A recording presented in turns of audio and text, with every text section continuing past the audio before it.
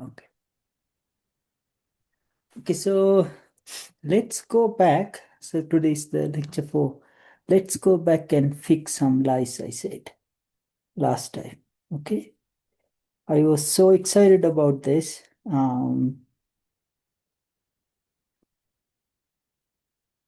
I said this.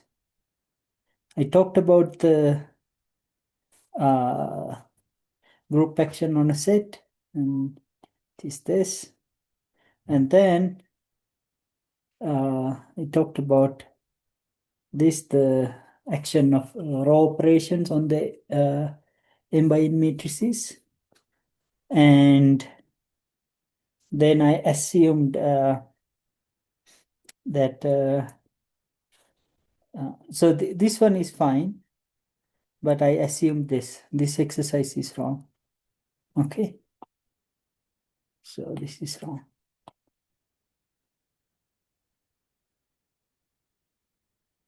And I was thinking that this action is free, but it's not free, clearly.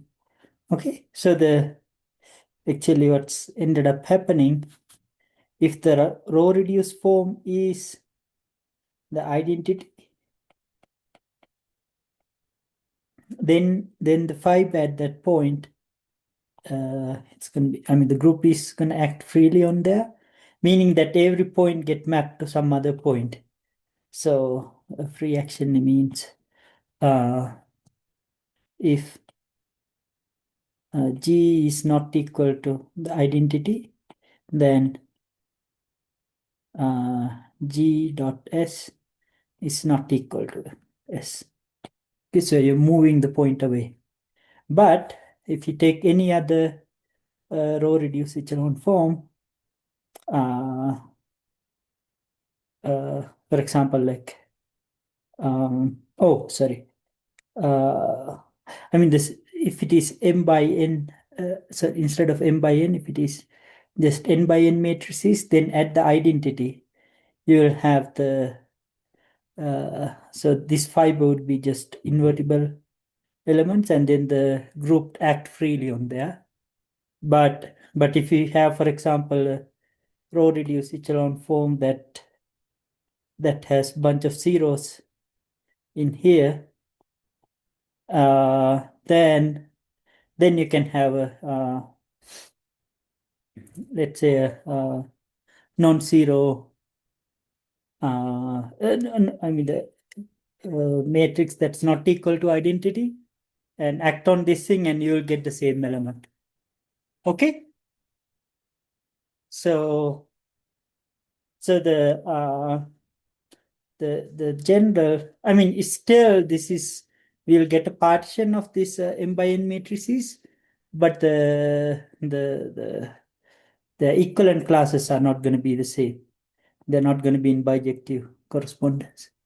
Okay, some, like, for example, if you think of the uh, zero matrix, if the matrix is completely zero, and if you multiply, and if you act on that matrix by any element from the group G, you will still get zero. So the zero element would get fixed. So it will have like a huge, huge, they call stabilizer. Okay, and I modified the homework so that we'll go through this thing. Okay, and now, oh, you forgot to turn off the video. And then the other lie that I said, what was the other one?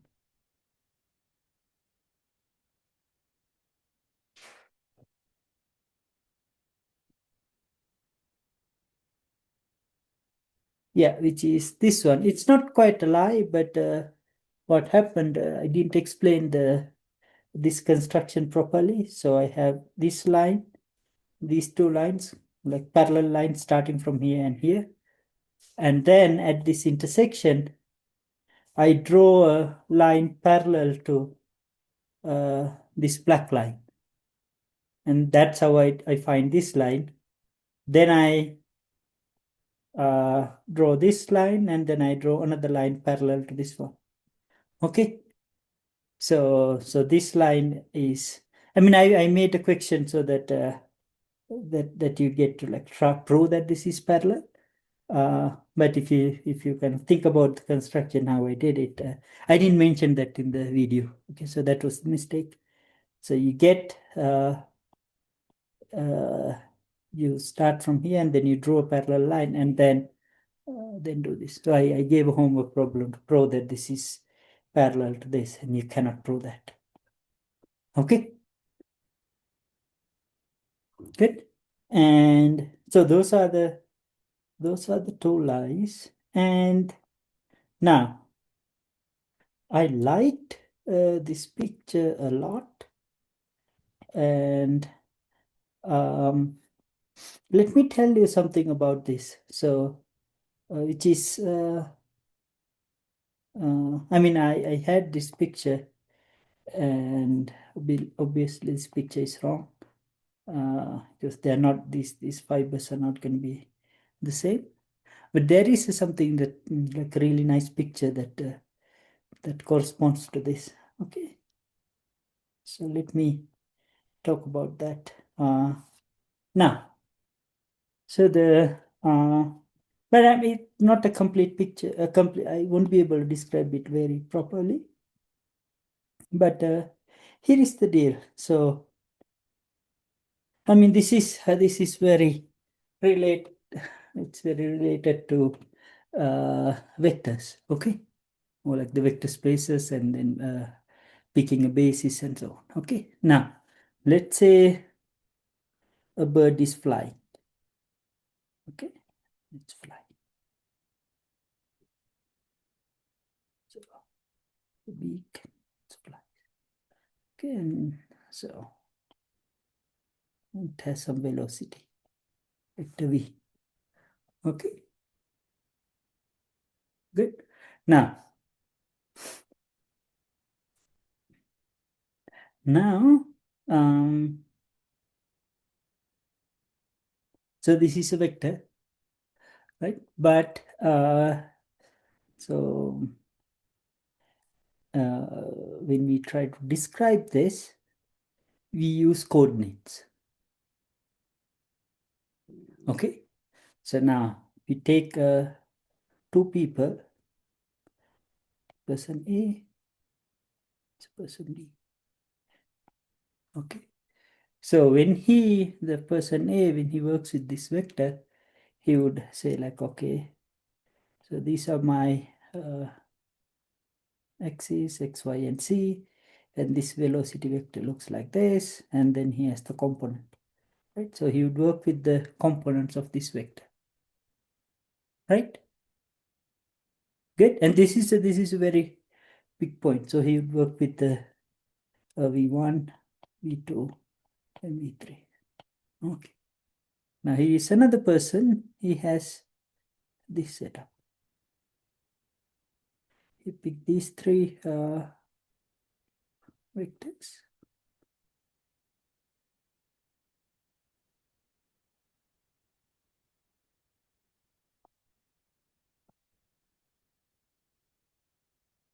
So here's this vector v.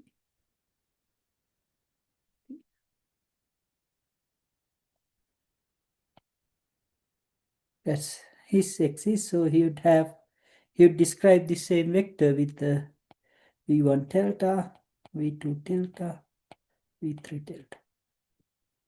So even though it's the same vector, if you ask like what are the coordinates of that vector, these two guys would give you two different numbers.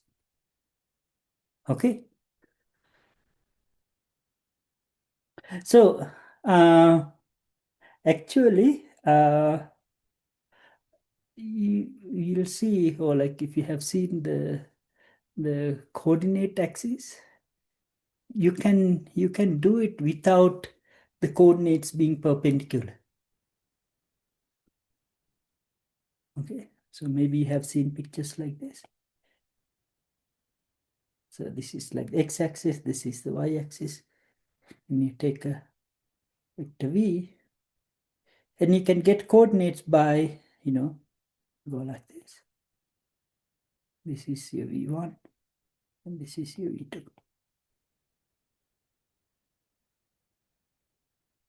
All I'm trying to say is this business of perpendicular has nothing to do with picking the coordinates. The axis being perpendicular is, you don't need that to be able to pick the coordinates. Okay? Now, so what happens?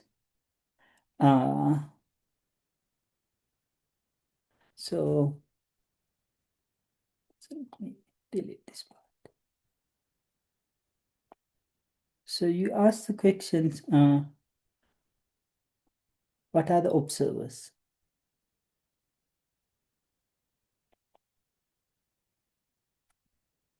So observers are people like, they live in somewhere here.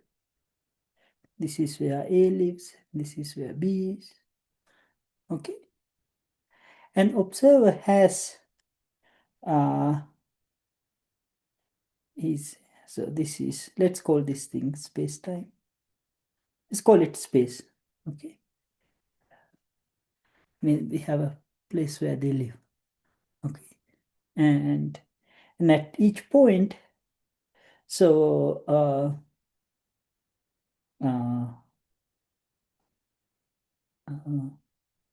so the observer is not only a position, but he also carries a like coordinate frame, like X, Y, Z. Okay, so so at A, the observer is going to look like this. Okay, but this is not the only. This is not the only possible.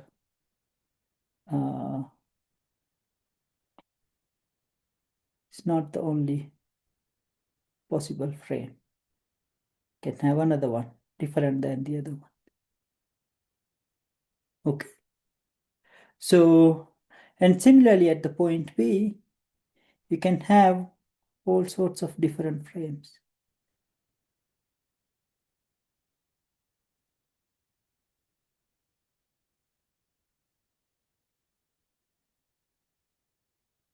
Okay. So an observer is a point in here. So the picture, so the upgraded picture is this. So you have let me draw it like a line. So you have A and B. Right? At each point A, you have this is like different frames. So an observer is a point in here.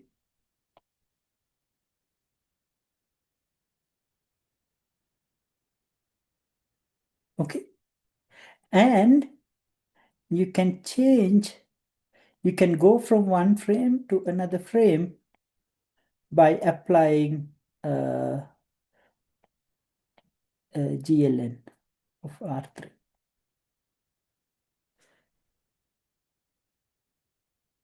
You can change the axis and you'll see that later. So it's actually each of these different frames, they actually come from, they actually, yeah, you have a group action on the observers. And the picture that you have here is exactly same as the one we had here. Okay. So that's why I was like so eager to show you guys this thing, and I had that example prepared too, but I didn't go through it. But as it turns out, this one is wrong. Okay, this is wrong, and so we're gonna do yeah, I mean again, like this is not quite the proper picture for an observer, and observer is going to be actually we're going to update this thing into not just the space in space time, and once you have the space time, the same. So we'll go through this stuff later. So you have a space time in here,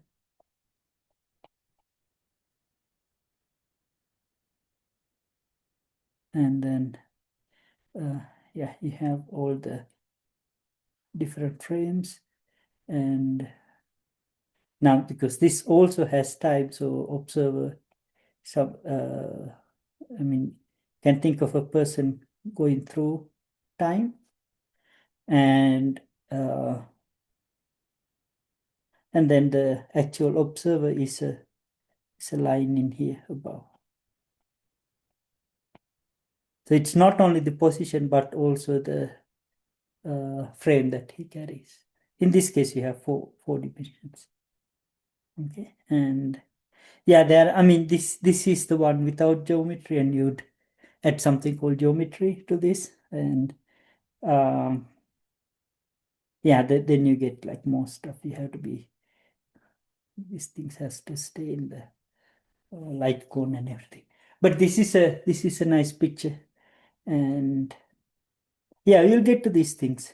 Uh, anyway, so that's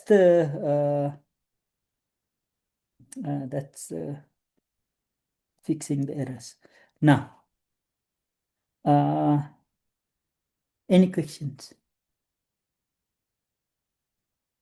Okay, so now let's start with the so next the plan. So right now we are at a nice junction. We have seen the basic algebraic structures, and then you can jump into the linear algebra done right book and go through it.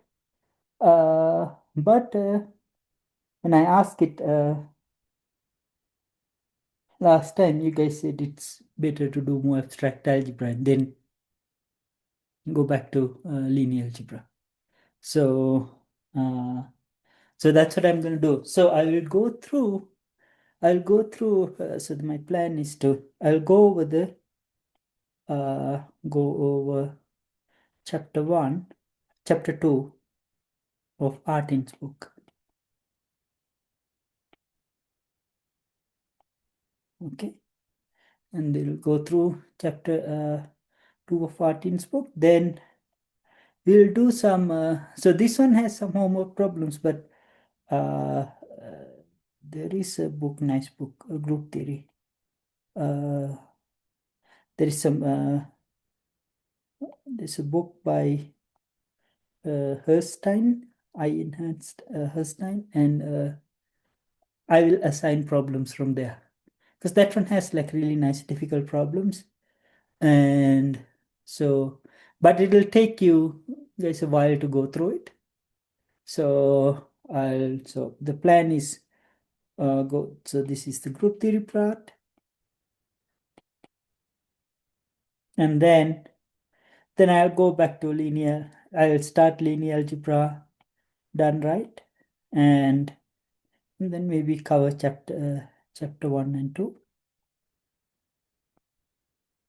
And while I'm doing this, you guys can still work on the homework problems from Einstein. Okay? So, and that would give you enough time to actually do those group theory problems. Okay. And we're not doing the full group theory course, but we're doing like half of it. Okay? So, and maybe not half, maybe half. Don't know. Okay. So and now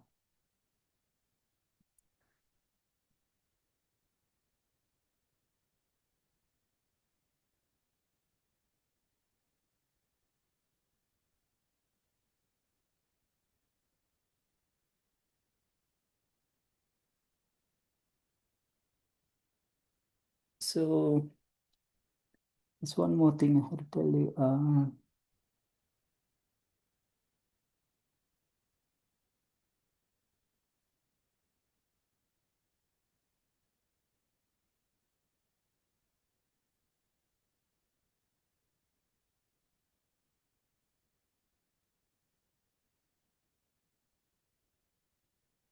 Oh yeah. So the third thing, I'm going to go through the chapter 2 of Martin's book.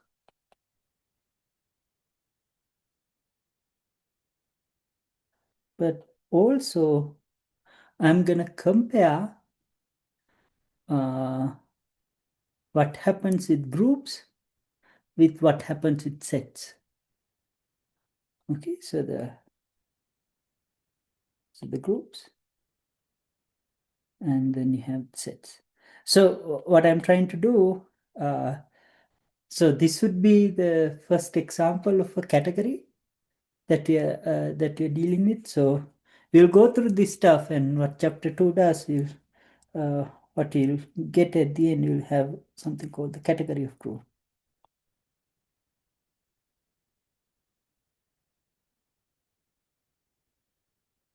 Okay, and whenever necessary, I'll talk about the category of sets too.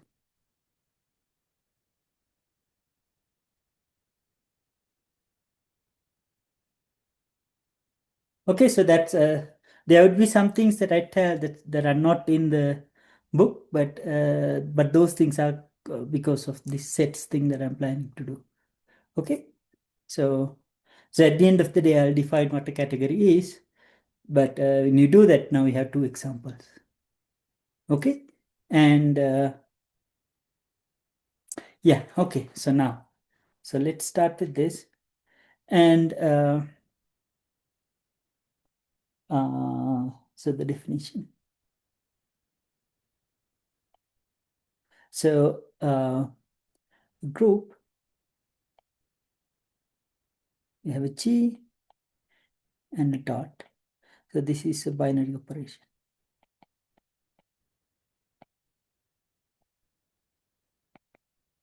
Okay, and this satisfies this. So the binary operation is a map. So this dot is a map. So this dot is a map from G cross G into G. Okay, the fact that the two elements get met into G, this is closed. But this is part of the definition of the binary operation. But this comes in handy when you have to check that when you actually talk about subgroups. We'll get to that. But then the second property, associativity. So we have A dot P dot C is same as A dot B dot C. And the third property is the identity. There exists E in the group such that G times E equals E times G equals G.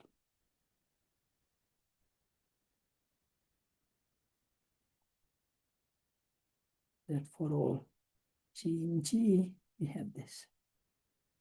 Okay.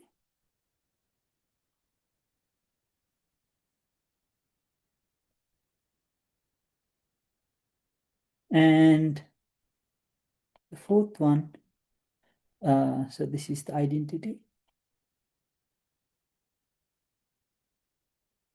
And this is associativity. And then this is the inverse. For all element, for all G in G, there exists F in G such that G times F equals F times G equals the identity. Okay. So and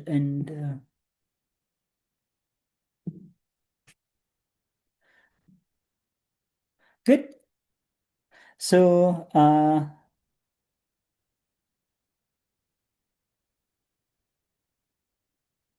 So let me talk about something. So the first one is, so in here, I said there exists an identity, but you can ask, like, can we have two identities in a group? Okay, so as it turns out, the identity is unique. So you have proposition.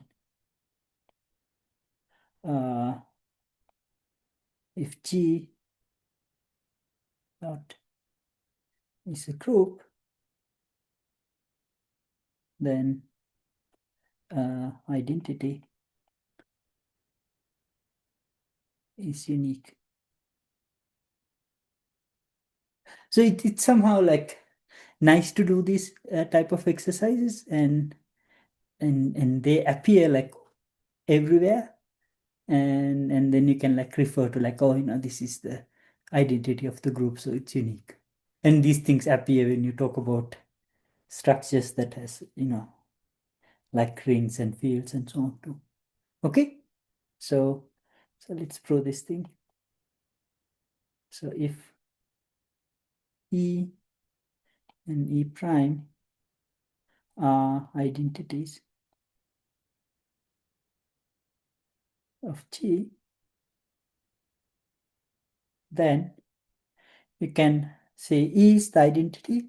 So E is equal to E times E prime. Okay, because this one is because so why is this thing true? Because E prime is an identity.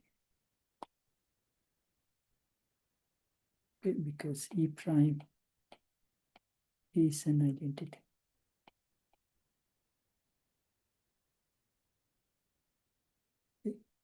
Because E prime is an identity, when you multiply E prime with anything, you will get that thing back. Okay, but now this is equal to E prime. Now, because E is an identity.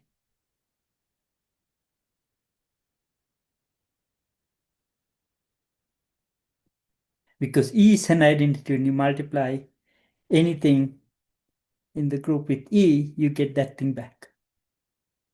Okay, so this should tell you, so we get E equals E prime. So in a group, there is only one identity.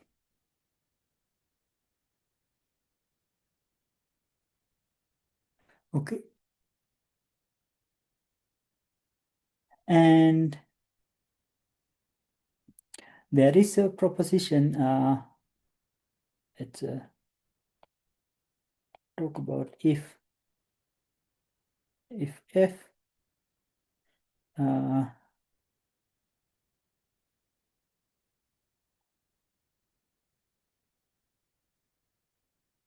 so in here, given any F, so given any G, we have that there exists F, but this F is unique. Okay, so let G be an element in G. If F and F prime are inverses of G, in other words, GF equals FG equals identity, and GF prime equals F prime G equals identity, then F equals F prime. Okay, and we proved this one earlier. Okay, so the proof, we did this thing earlier.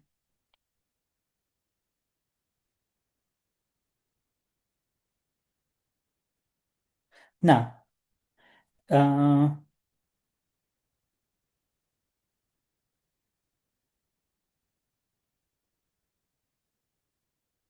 So we have, so there's last time we did this exercise.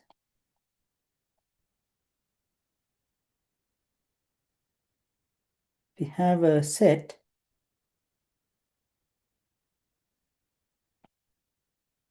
then this group F going from S to S. This is a bijection. Sorry, F is a bijection. So this one is a group under composition.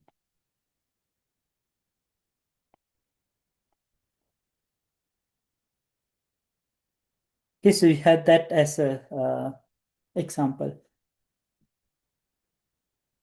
Okay, now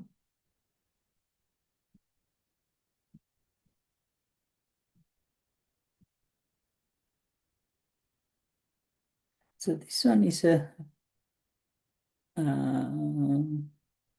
this one is a good exercise. The proposition 2.1.4. So this is telling you if you have something associative, then you don't have to worry about putting brackets.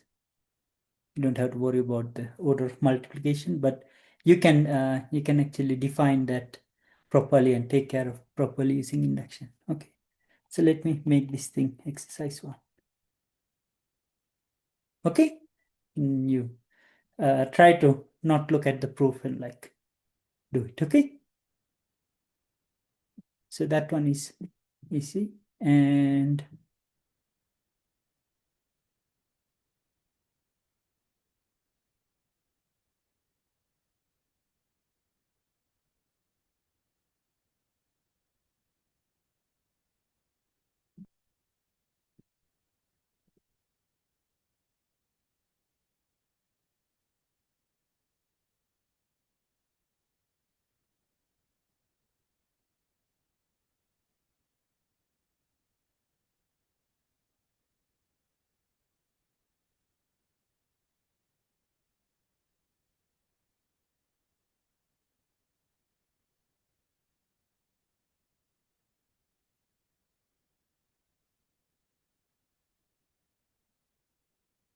so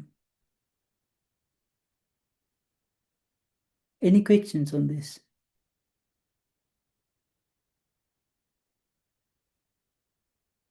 So um,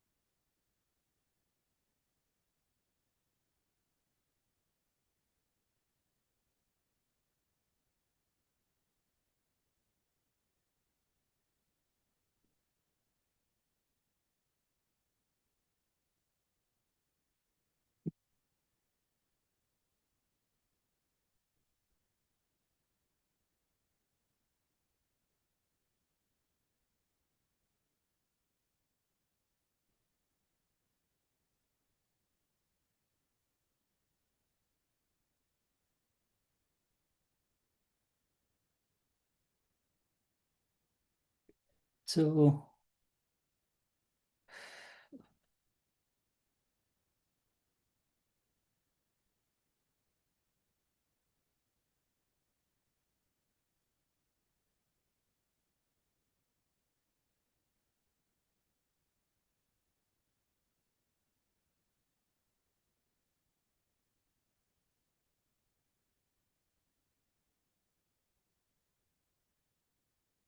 So let's do this one. Okay, so this is going to be a very interesting example. And we have talked about this before, but we didn't actually define it. So this is example.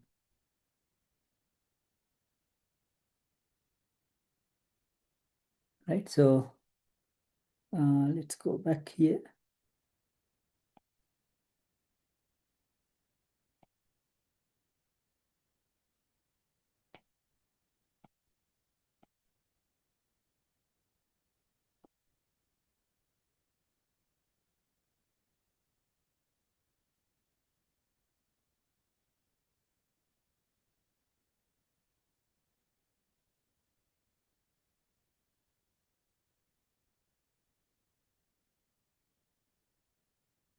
So the Rubik cube. Okay, now and this is very complicated. So we take just the middle slice.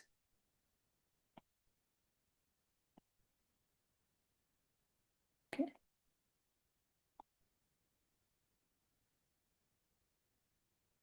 This is like the z-axis. Okay.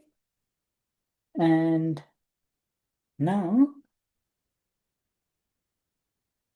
things you can do with this. So these are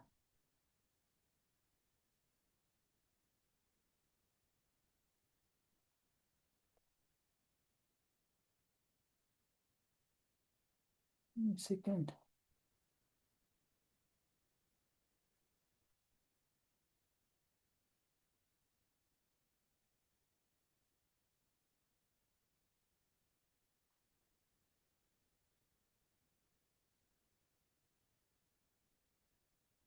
So yeah, there's a student trying to get in, but he doesn't know where the links and anyway, he'll watch the YouTube. So in here, so let's look at the like just rotating this slice. Okay. So you remember, like, you have the Rubik cube, and all these things are just part of the set. Okay. This is the part of the set of configurations.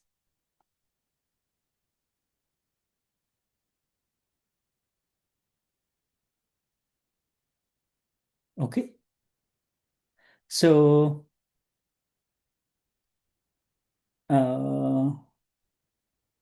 what you're doing, like the operation that you're doing, that is the group element. The set of operations form a group. Okay. Okay. So the other side, you have the operations.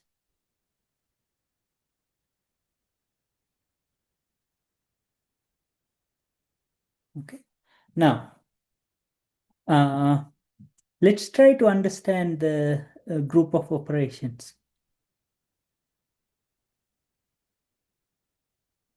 Okay. So,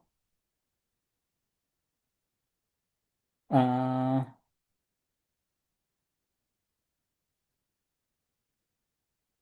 can you give it a try to describe it?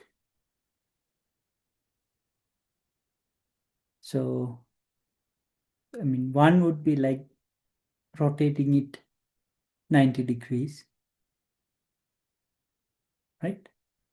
And then if you apply that same group element again, then this thing will get turned 180 degrees.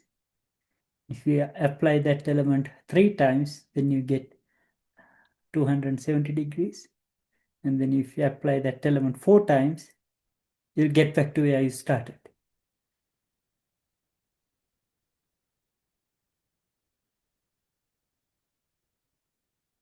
Okay.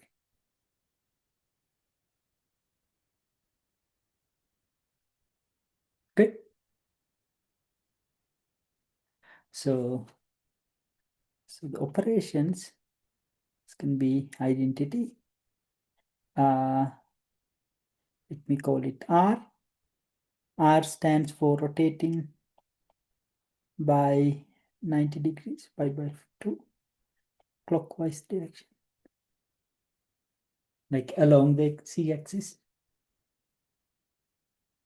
So the group of operations is going to be identity, R, R squared, and R cubed.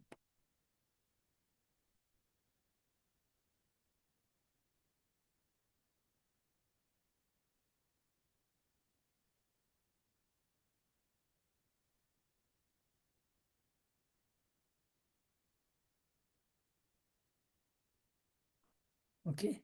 So in here, I'm using like if G, so the notation,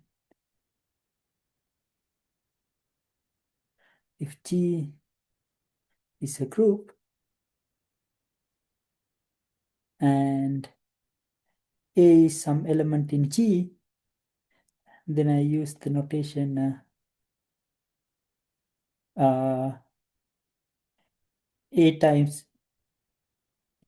A times A. Here, this dot means the group operation. I write this thing as A squared. Okay. So similarly, A to the power n, I define it as A to the n minus 1, n minus 1 times A. Okay. And then I define A to the 0 to be the identity, and then A to the minus n is the inverse of A to the n. Okay. So this is like basic notation that you're familiar with like numbers and stuff, but you can apply it you can extend that thing to the in this setting. Okay. But in here, what we have is a group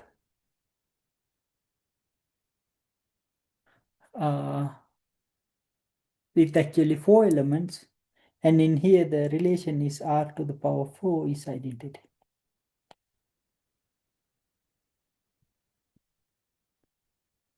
Okay.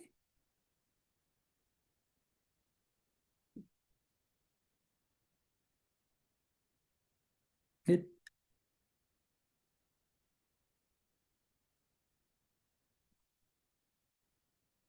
Okay, so now the Rubik cube is gonna have, for each of these layers, you're gonna have 4 operations like this, and for this one and this one, and they're different, and then rotating along the x-axis and rotating along the y-axis. You're gonna have 2 more too. Okay. And then you can like write them one after the other, like in the case of elementary matrices. Okay. So you can get like huge chains of operations. Okay. But those operations would have some simplifying relations. Because when you keep writing those strings and strings of stuff, it looks like there would be like infinitely many elements. But actually the group is going to have finitely many elements.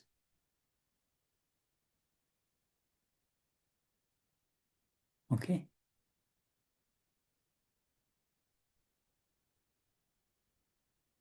Good. Like in the context of the it's Say it again. so configuration. Say it again.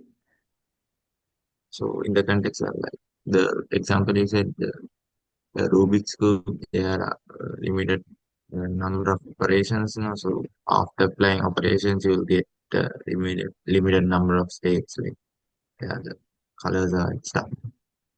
Uh, wait. So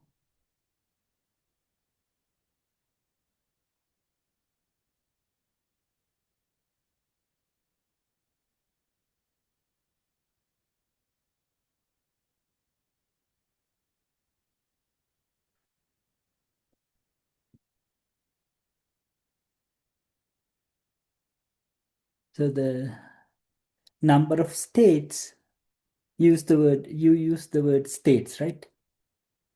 Yeah, so the states, so let me say that number of configurations. Okay. So number of states are finite, right? I agree, because you can take, how do you prove it? So you take this point, this can be like colored in 6 different ways and 6 different ways and so on. You go through each of these things and it'll be like some 6 to the power something, right? 9 times 6, 54, so that's 6 to the power of 54. It'll be actually less than that, but that's, we can show that the number of states are finite. Okay. But that doesn't tell you immediately the thing that we are after is the number of operations.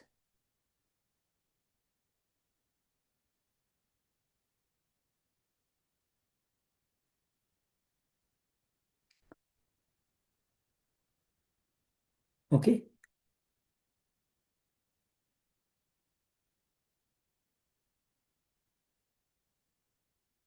So let me define this group. I mean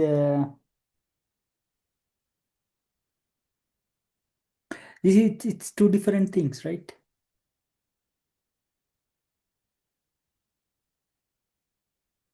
So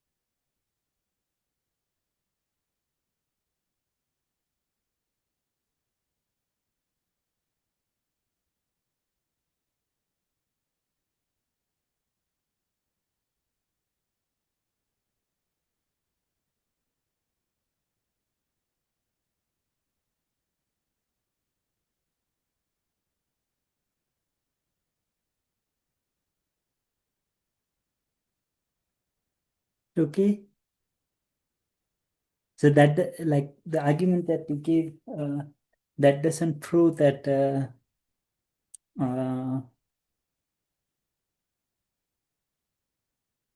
that the group operations are finite.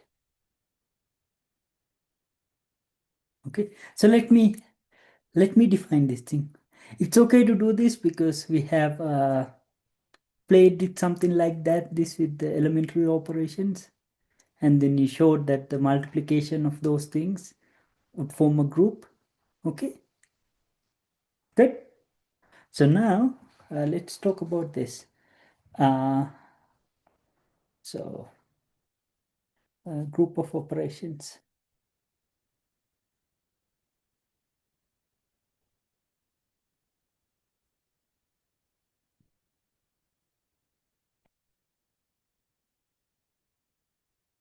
For Rubik cube. Okay. Now let's define this thing. Uh, like you're trying to get at this. Okay. So we have so in here, let's talk about these guys. So we have x-axis and y-axis, and then z-axis. Okay. So yeah.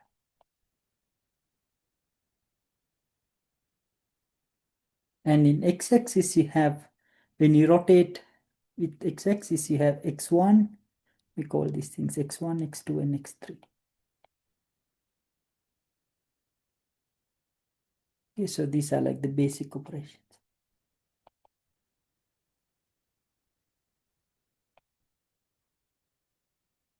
Okay, x1, x2, and x3. And when you rotate along y-axis, so because for the x-axis you can rotate this block, or you can rotate this one, or rotate this one. Okay, and then similarly with the y-axis you can rotate this, or rotate this. Okay, similarly with z-axis you can rotate this, or this. Okay, each of those rotations would look like so you have y1, y2, and y3, c1, c2, and c3.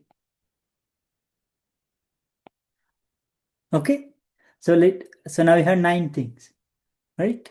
And these are like the uh, operations. These are like the elementary operations, right? And then you can consider uh, uh, this guy.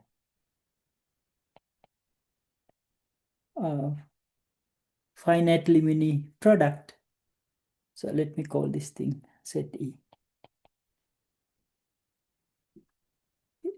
We can talk about products E1, E2, dot dot dot up to En, where this is each EI is an element from capital E.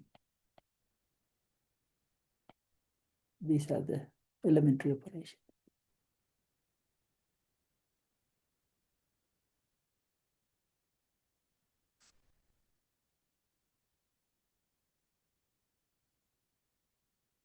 Okay, and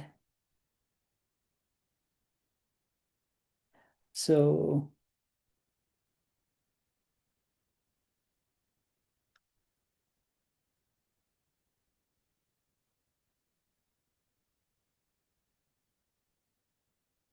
if you consider this type of product,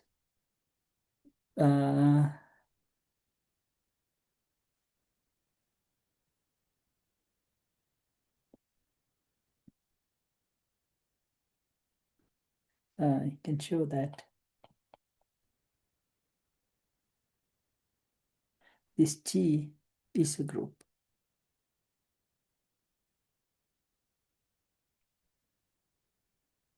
We call it exercise 2. Okay, so remember there is something a little tricky going on here, like something very tiny, which is typically the row operations we included the inverse, or like we didn't have to include it because it was inverse was also a row operation. Okay, and which is kind of the same thing in here. If you take x1, so if you take any basic row operations, we take some element E from the, let's say if you take xi from E, let me say if you take some element E from this capital E, so we have e to the power 4 is equal to identity. So that means e to the power 3 times E equals E times e to the power 3. That's equal to the identity, right? So the E inverse is actually e to the power 3. Okay, undoing is same as rotating 3 times. Three, like, 3 clicks. Okay, so this product has the inverse too.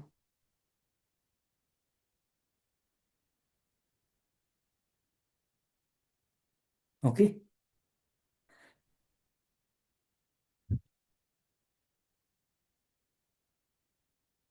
So uh,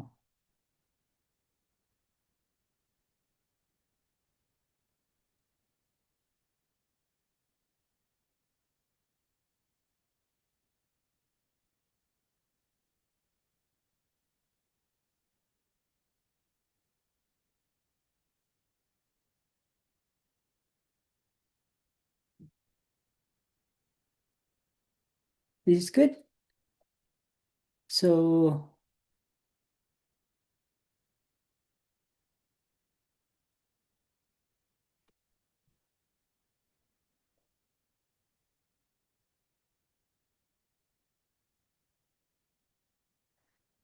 what's gonna happen?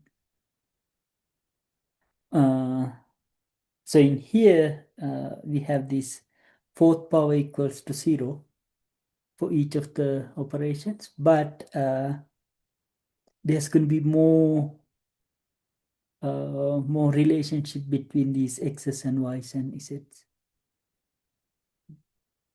Okay. So like the way that the group G is written, and we have only talked about so this property for all E in E, capital E, e to the power 4 equals identity. And if we just have that property, only using that relation, these are called the relations, you won't be able to show that this group is actually finite. Okay, there should be more relations.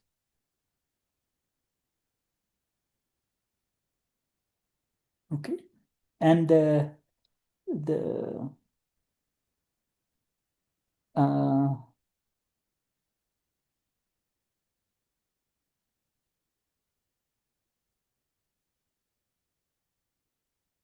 if you're using the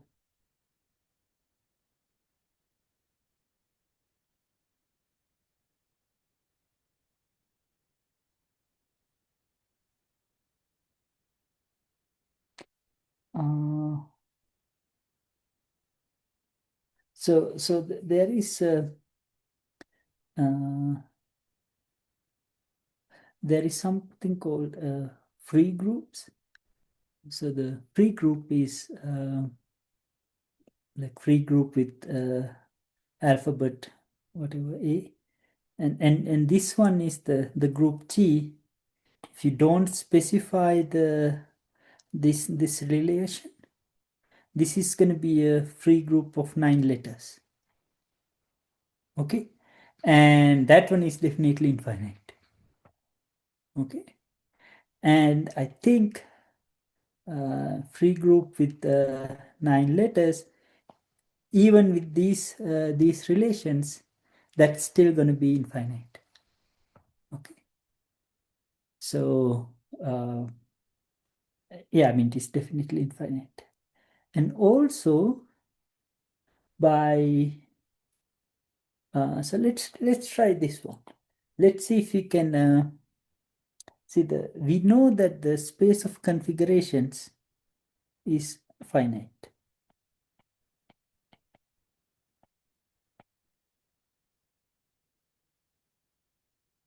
Okay, so this is finite, but uh,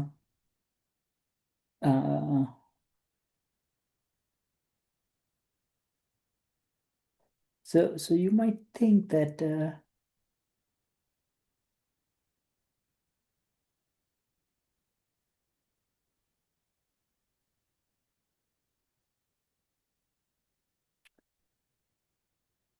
so, and let's say like we have this group G and act on this set S. Okay, so this is my set S, and let's see if you can uh, uh,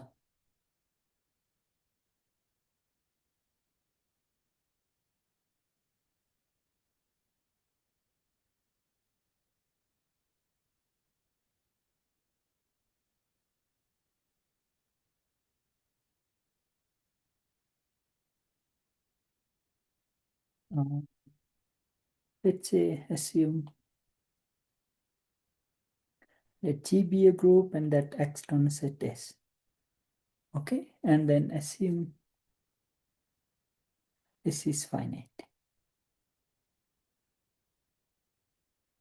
Okay, from this you cannot get that that the group G is finite.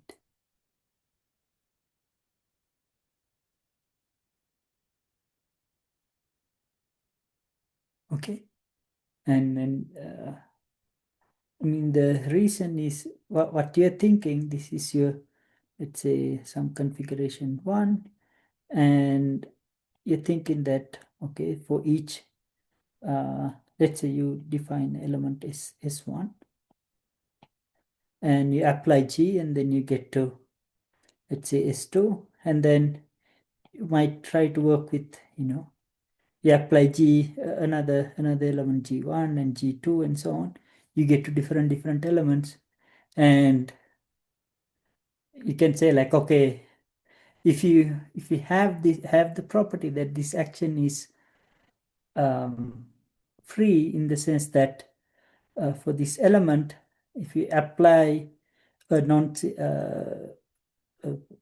group, like if you apply a group element that's not equal to the identity, you will get a different element. If we have that assumption, then the finiteness of the set S would imply the finiteness of the group G, but it's not guaranteed. You can have non-trivial group elements that act on an element trivially.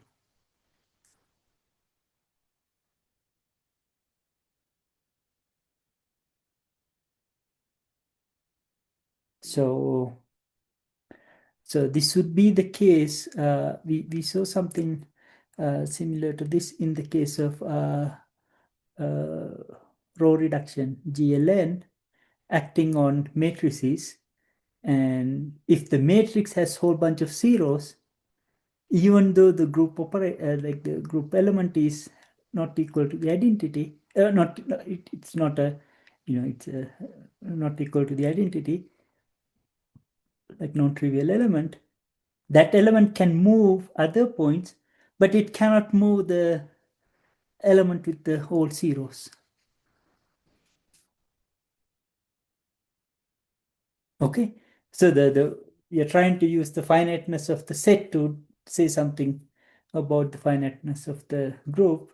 It cannot go back that way.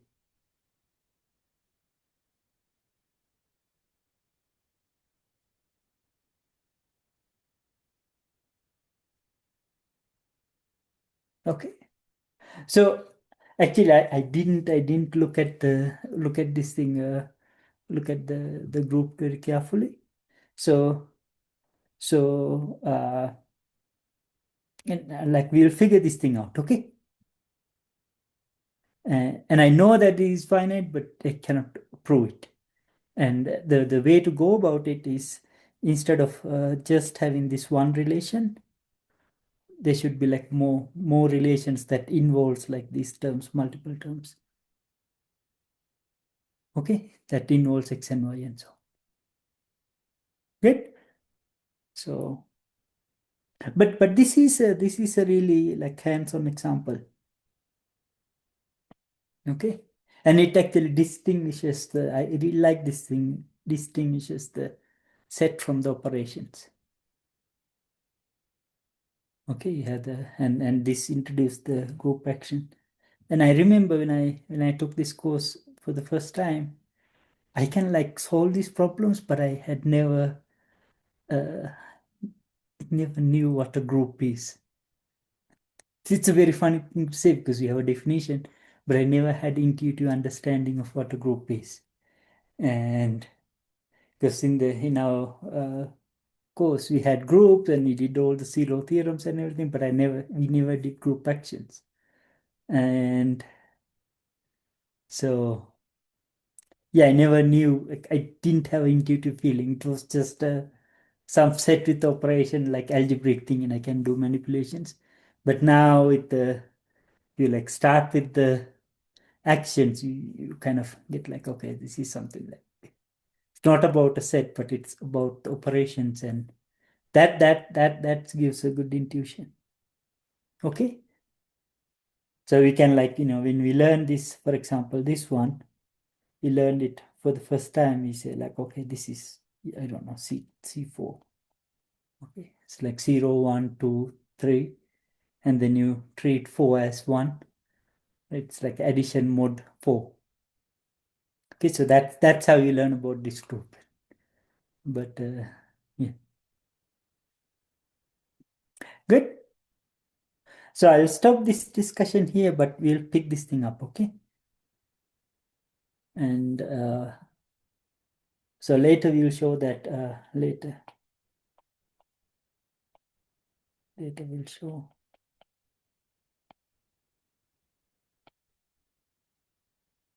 show that J delta, which is the group of operations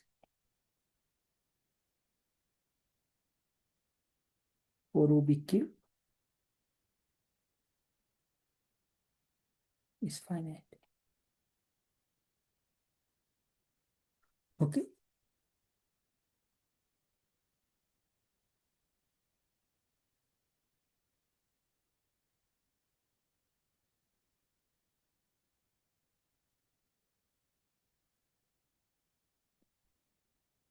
Good. So we'll later prove this thing. Here is some fun proposition. So I wrote G delta instead of G. So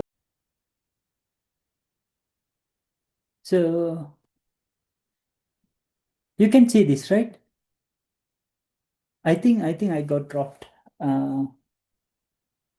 Yeah, I'm saying that I wrote the group G delta for the actual group of operations, and the group that I defined in here, this is the one. Let me save this one, and then these EIs are in there, and also for all E in capital E, we have e to the power 4 is equal to identity. So I included that there too. Okay. So this one, I call that thing G, and we will see that later that this G delta, the real group that we're after, is going to be subgroup of G. Okay. So if you assume, see, here is a fun fact. Assume G delta is finite, and let S star be any configuration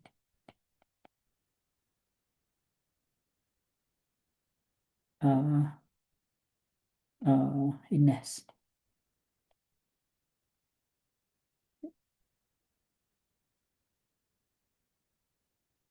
And let G be any element in G delta. So G is like any complicated operation. Okay? Doesn't have to be a simple one, but it's like any operation. Okay? Show that the proportion. So there exists n greater than or equal to 0 equal to 1, such that G to the power n applied to a star is equal to a star.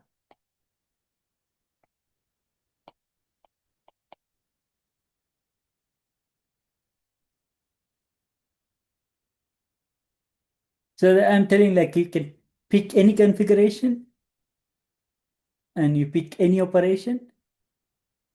And if you keep applying that same operation over and over and over and over again, you land back in the configuration that you started with.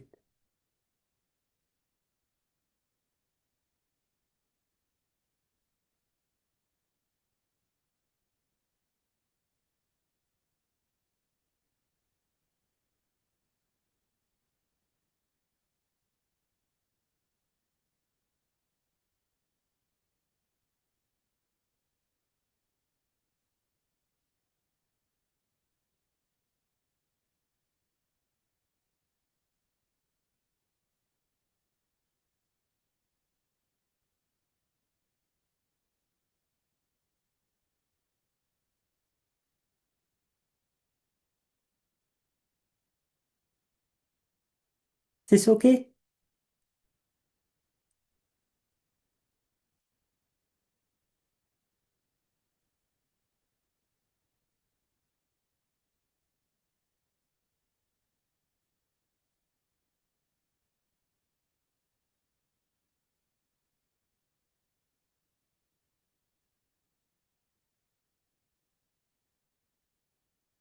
Oh, I'm sorry.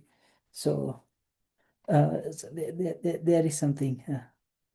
I'm assuming too much. You don't need to assume that G tilde is finite. You can take any element from G, not G tilde.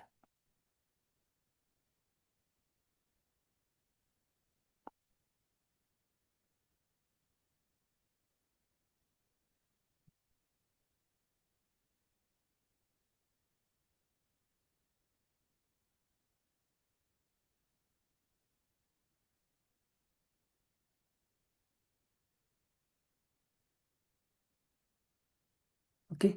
So the G is this set, like this set. You can take like a operation that's 1,000 terms long that does this and that and that and that, right? And you take that, and then you take configuration, and then you keep applying that same operation over and over and over again. You'll get back to the thing that you started with, infinitely many steps. Okay? And you can prove that by using the fact that S is finite. You don't need the fact that G is finite for that.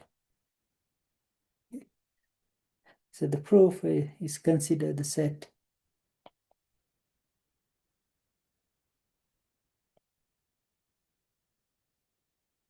Let me call it S delta. That consists of Gn. Let me write it like this. That's S star Gs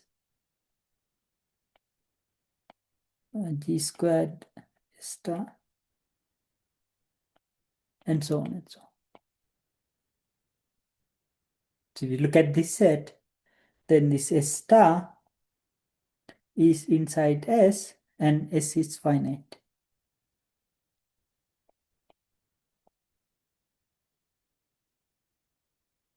Right, so if that is the case, then Gn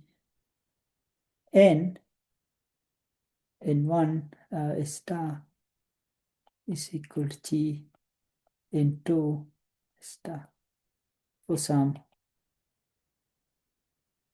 n1 and n2. Okay, because this S delta cannot be an infinite set. Should have the same element appearing, right? So that means you have two elements that are the same like this. And so if n1, let's say n2 is less than n1,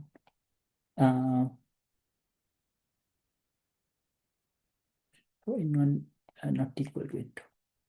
Should have like two different elements that are equal. Okay. So there should be like two different n1 and n2 where yeah, the elements are the same. If you assume this, then you can say that if that is the case, then Gn2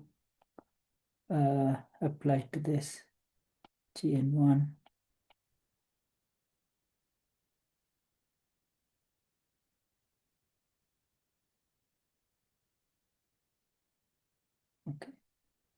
you apply the inverse of N2.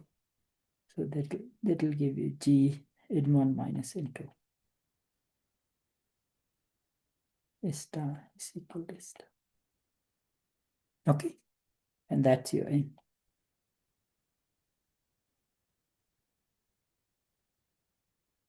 Anyway, you can say something like this by using the finiteness of the group S, of the set S of configurations, but without actually analyzing the group of operations deeper, you cannot say much about the finiteness of the operations itself.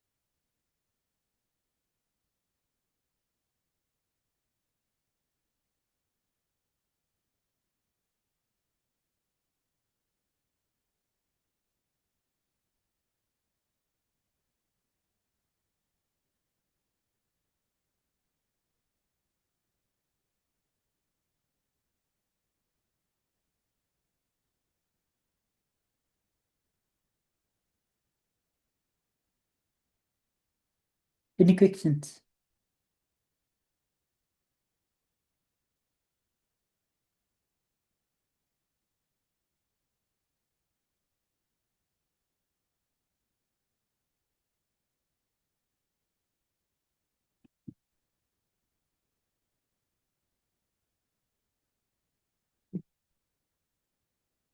So let's take a break.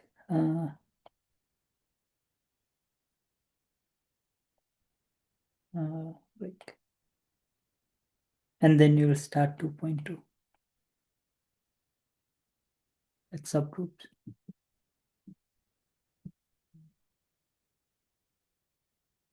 Okay. Let me stop the recording.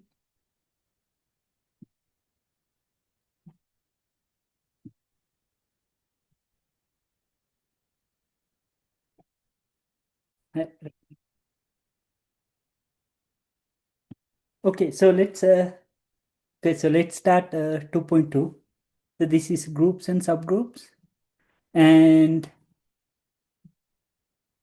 so you have the proposition 2.3. So here's a proposition. This one is easy.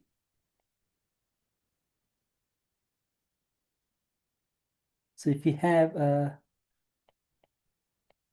let A, B, C be an element of a group, and if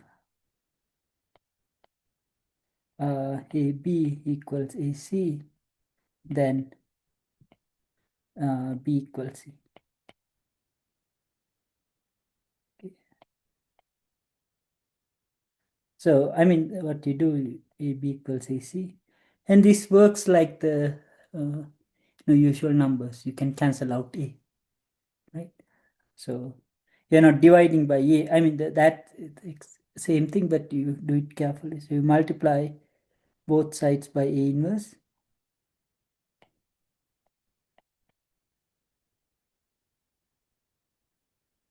So this would give you A inverse times A times B.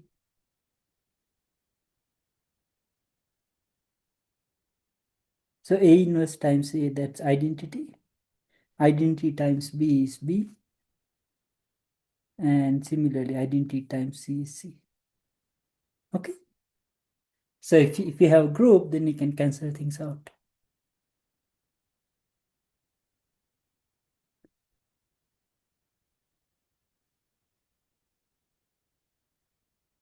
Now, so there is something else that runs through this whole course, the linear algebra course. We're not using the determinants at the beginning.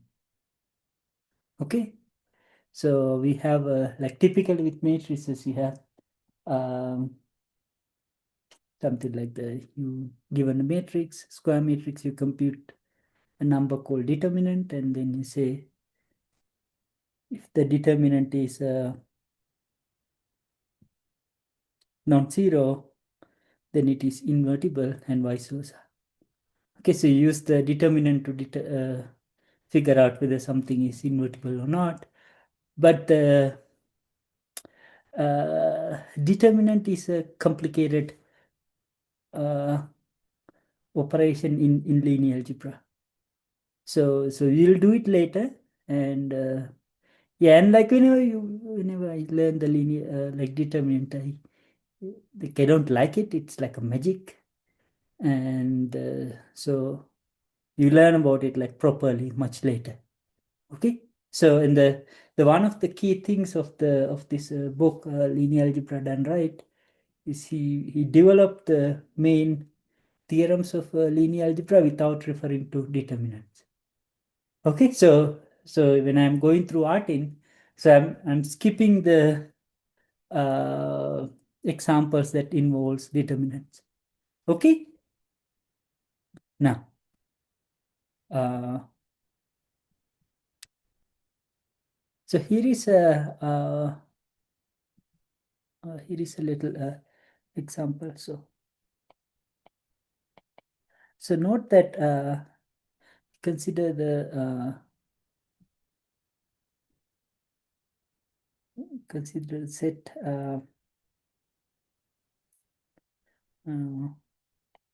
with n elements, 1, 2, 3.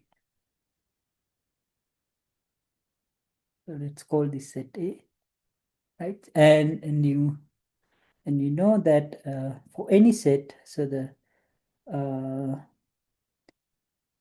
maps from so here this set G.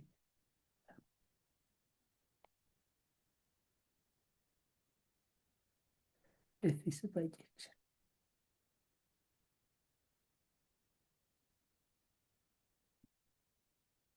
So this set of bijections from a set with n elements to itself, this thing is a set. And we have shown that this thing is a group already. Okay? I think that was an exercise from the last class. So this is a bijection, and then this set of bijections, we denote that by Sn. Okay, and this is called the permutation group.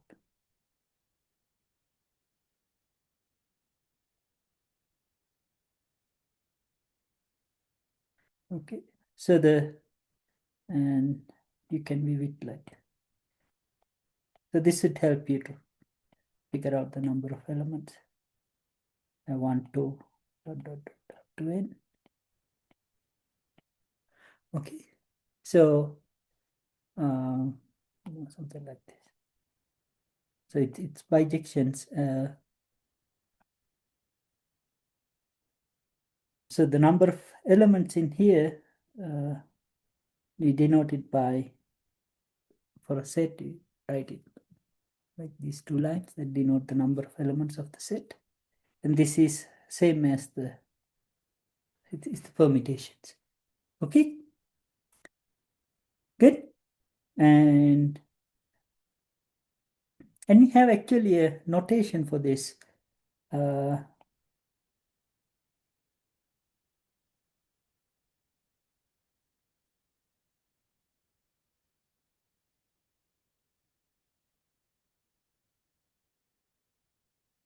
So we have something like, we do the notations to like you start with 1, right?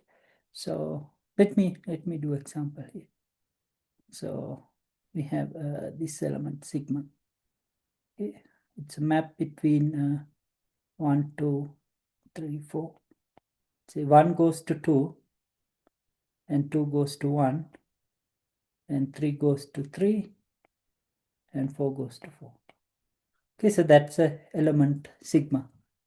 Okay, so in here sigma is element of S4, and the notation is you write down where 1 goes to 2, and and then 2 goes to 1. So you come back to the starting point and so that's, you close the bracket. Okay, good. And similarly, if you have something like, so this 1, 2, 3. So this would mean what?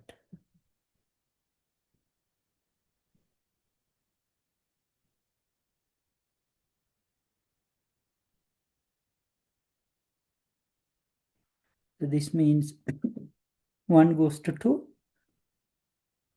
and 2 goes to 3, and then 3 goes back to 1. And 4 stays the same. Okay, good. And you can get an idea about the basic group stuff by playing with the permutations. Okay, and in Herstein and probably in Artin's book too, there would be a lot of exercises that deals with this. Okay, now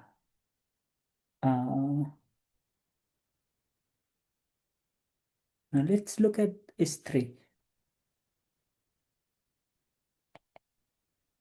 So this 3 is going to have 6 elements. Okay. And what's going to happen, you can take this guy, X, which is just 1, 2. So 1 switches with 2, and 2 goes to 1, and 3 stays the same.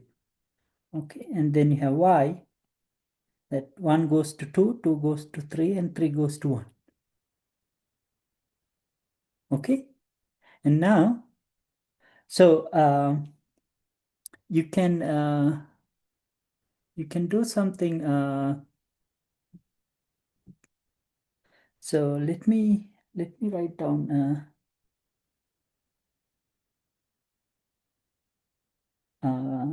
So in here,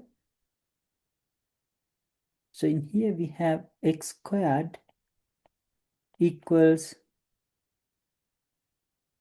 identity. Okay, and also y cube equals identity.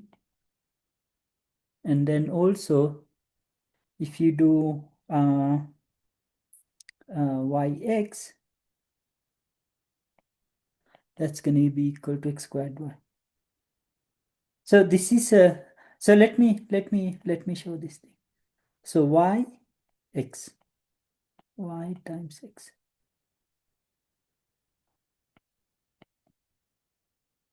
Okay. So how is this going to work? So the multiplication. So in here, 1, where does 1 goes to? 1 goes to 2, right? So when you have a product like this, you think of this as a composition. Okay. So 1 goes to 2, and in here, 2 goes to 3. Right? So in the product, 1 goes to 3. Right? Now in here, 3 goes to 1. 1 goes to 2, 2 goes to 3, and 3 goes to 1. Okay?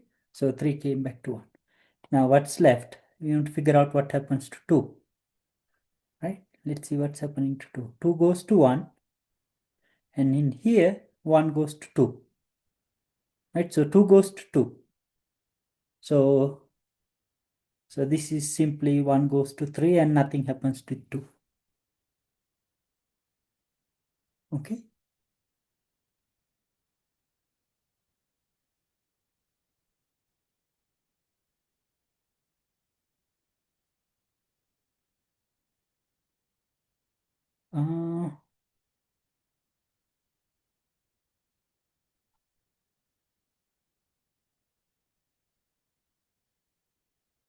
Okay, so that's,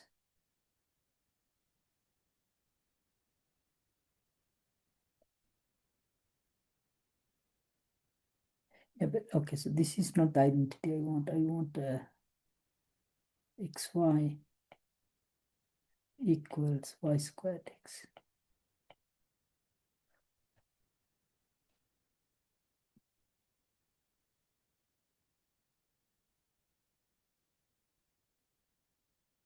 So, sorry, I'm looking at the book and I copied x and y wrong. Okay. So in here, so let's compute this one. Xy, that's going to be x, that's 1, 2, and then the y 1, 2, 3. So in here, 1 goes to 2. From here, 2 goes to 1. So 1 goes to 1. Okay. And what happens to 2? 2 goes to 3. Right? And then 3 goes to 1 and 1 goes to 2. So 3 goes back to 1. Sorry, 3 goes back to 2. Okay, so this is the permutation 2, 3. Good. Now, y squared x,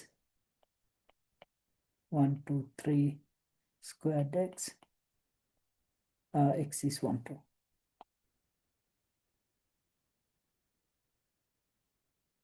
So 1, 2, 3 squared. So that's 1, 2, 3, 1, 2, 3, and 1, 2. So we can compute the composition. So 1 goes to 2 in here. So start with 1, 1 goes to 2, 2 goes to 3, 3 goes to 1. Okay. And now start with 2, 2 goes to 1. And in here, 1 goes to 2, right? And in here, 2 goes to 3. Now start with 3, 3 goes to 1, and then 1 goes to 2. So 3 goes to 2. Right, so this is 3, 2, 2, 3.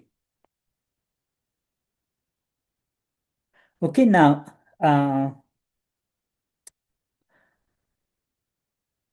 so this is a good example. So this thing is true. This identity is true.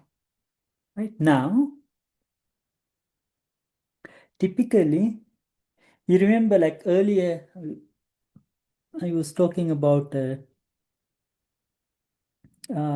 free group with like 9 generators, right? And then I had some relations, but I wasn't able to show that it's finite without having the additional relations.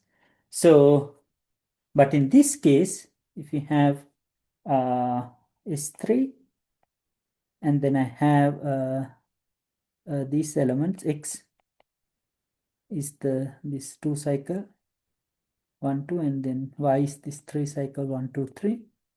And then I have these relations, x squared equals 1 and y cubed equals 1 and xy equals y squared x. If you have this, what we can show that this is 3. If you take these elements 1 x squared, sorry, 1 y squared,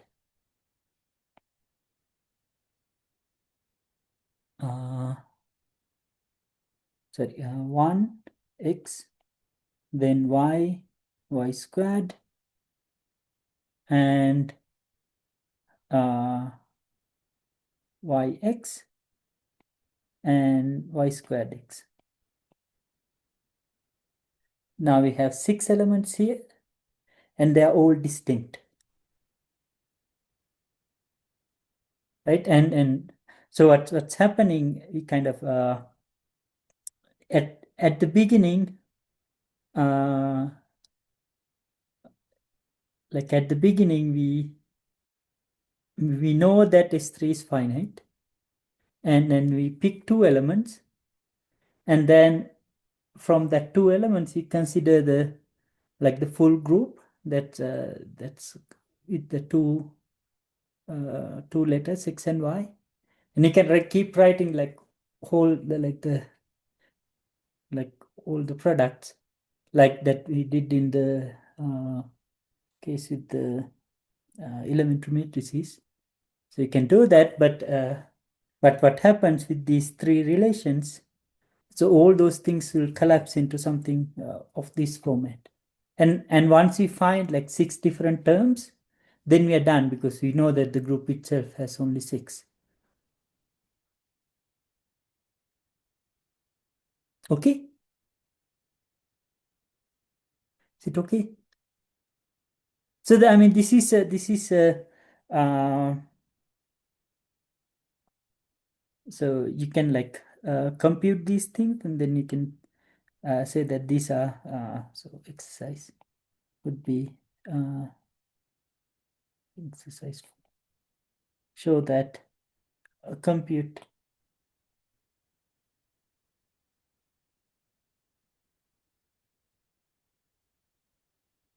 uh, it and show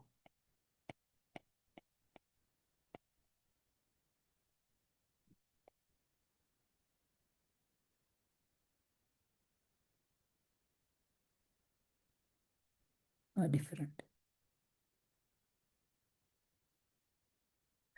I mean, the later you will do the kind of the full story when you have those free groups and relations, and then you create quotients that's coming out of each of the relations. But for now, like this is good. Okay, so we. I mean, in reality, what happens? So here is example. You can take something like x to the fourth, yx, uh, yx, y squared, x cubed y, something like this. Right? You can think of a term like this, but this would simplify. Right now, this simplification can be done only within these three relations. Okay? So, for example, this would be x squared equals 1. So this is x to the fourth is going to be equal to 1. So we have y x, y squared, x cubed is going to be equal to x because x squared equals 1. So this is xy, right? And then you have xy equals y squared x.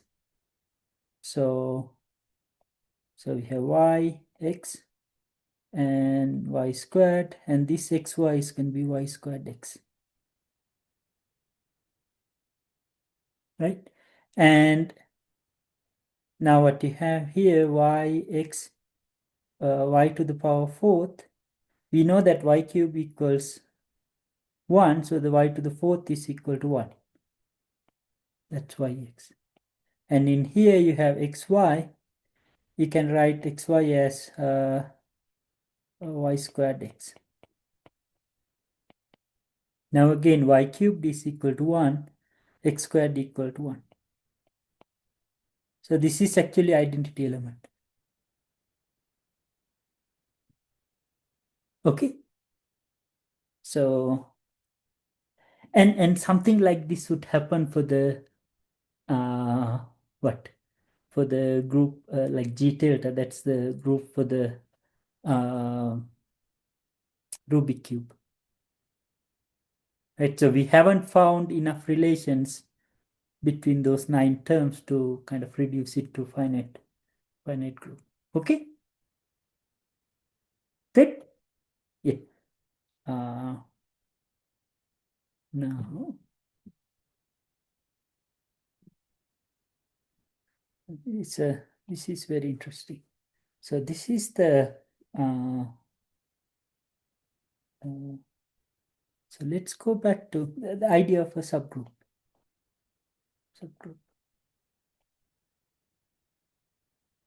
So let's go back to this picture with the Rubik cube. Okay. Now, so think about doing operations in here. So that is our big group. Okay. All the group operation, not this configuration, but the operations. Okay. Right. Doing all sorts of stuff in all directions. And if you're doing it only in like one direction like this thing itself is a group. Okay. So this is a group, and this one is inside the bigger group. Okay. So that's a subgroup. Okay.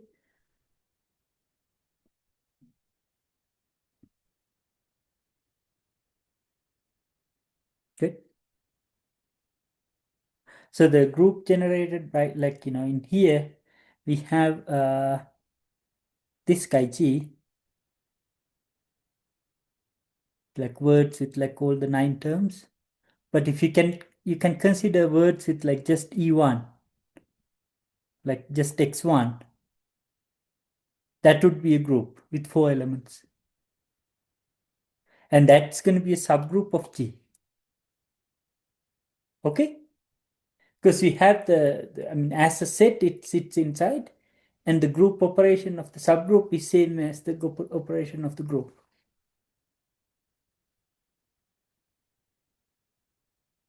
Okay, so you're only restricting the set. When you restrict the set, you kind of look at the operation restricted to that set, and hopefully, if that operation kind of lands in if it is closed, and then associativity follows easily, and identity you have to have, and then the inverse has to be closed and the inverses too. Okay, so let me write it down. So let me write the definition. So let G be a group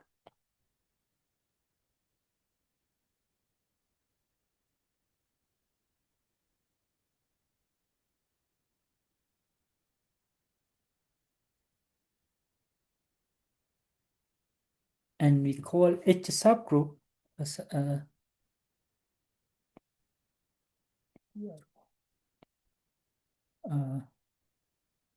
set H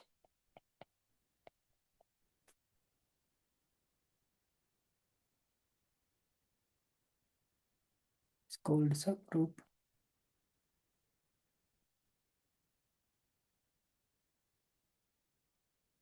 if you have these properties for all AP in H, A times B also in H. That's the closure. Okay, so the operation, the binary operation has to be, if you take 2 elements in H, it has to give an element that's also in H. But you cannot like take a subset and like make it work into a group if the new multiply elements you land in somewhere else. Okay, and then the associated property holds.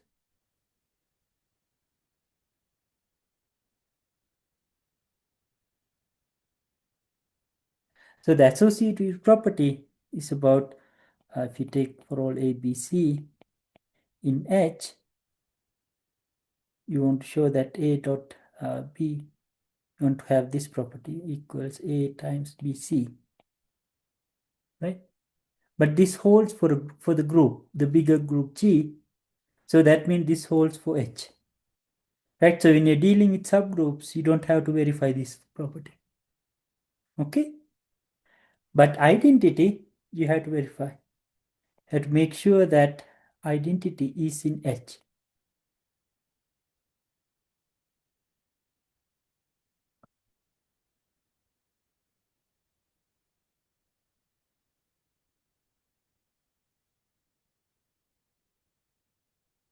Okay. And then the inverse, also if A is in H, then A inverse, we know that A inverse exists and it's in G, but we want to have that in H. Okay, so if you have these four properties, then you call H a subgroup of G. Okay, and this is the way that if you have a bigger group and you can kind of figure out little pieces and then you can try to understand the big group. Okay. See, like in the case of the Rubik cube, so we have for each of these 9 elements, so each of these 9 elements like x1, that actually generates a, I'll define the word, that actually describes a subgroup, right? And then x2 is also describing a subgroup that consists of 4 elements, right? So what we are really doing here, you're trying to understand the bigger group, but you're trying to understand it with subgroups. Actually, those subgroups they're actually of a special type. They're like generated by one element. Those are called like cyclic, like going like a circle. So 1 x, x squared, x cubed, and x fourth is identity. Okay. So the subgroups are going to be used to understand a bigger group. Good.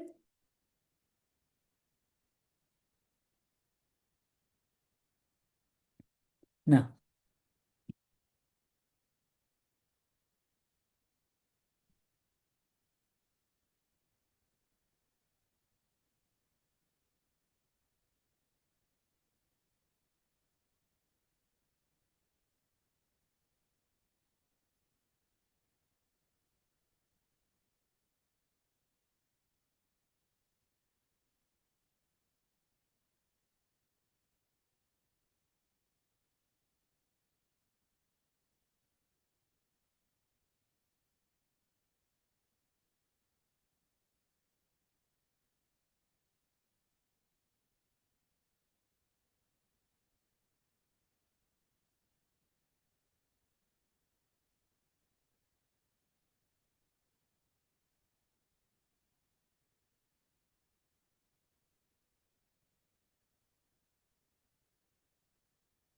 any questions?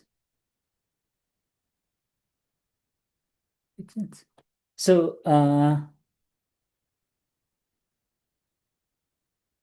there are examples for subgroups that are coming from the one that I described, and like the from the Rubik cube, and then you can here is example, another example. If you think about group H, that's just identity and the 2 cycle, right? And then you can think about the group K, identity, 3 cycle, and then 3 cycle squared. If you multiply 1, 2, 3 with 1, 2, 3, what do you get? 1 goes to 2, 2 goes to 3, and then 3 goes to 1, 1 goes to 2, and 2 goes to 3, 3 goes to 1. Okay? So that's the square of this thing. And we know that the cube of that element is also equal to identity. Okay, so now we have H, and that's a subgroup of S3, and K is also a subgroup of S3.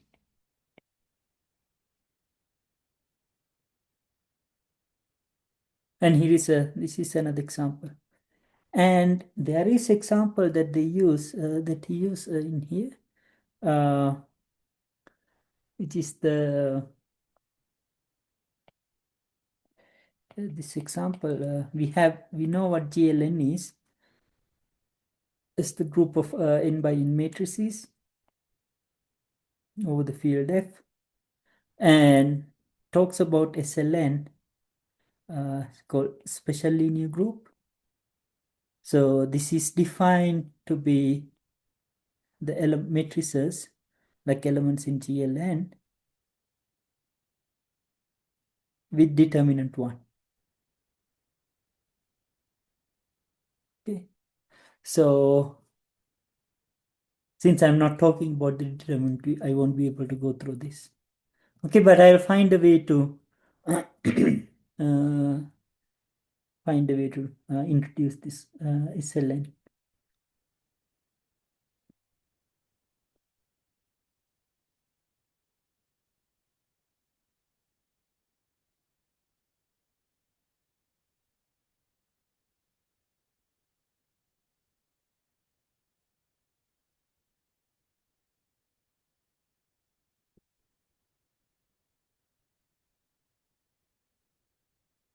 Okay. Now,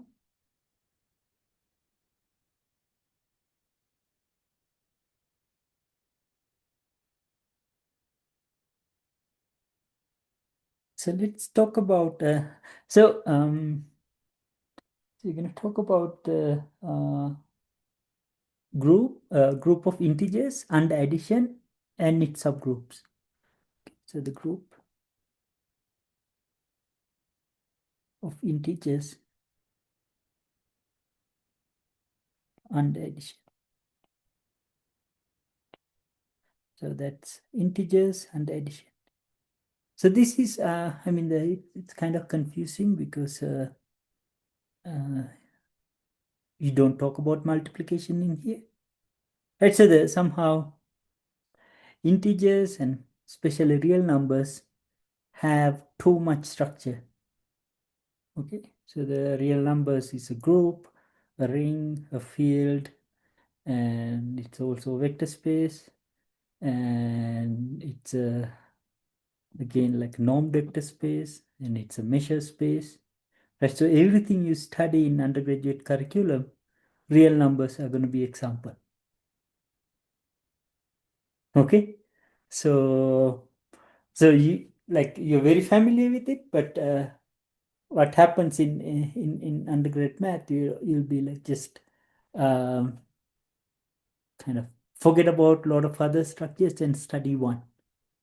Okay, so when you study integers and reals, it's kind of very difficult because you're yeah you're forced to like forget a lot of familiar stuff. Okay, anyway, so this is a group under addition. Now, so what are the subgroups of this thing? The theorem. If so let S be a subgroup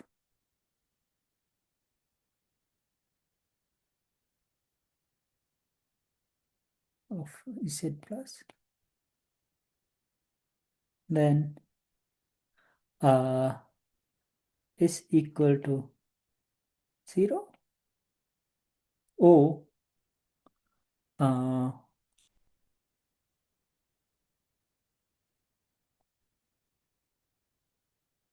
is equals C times A for uh, where A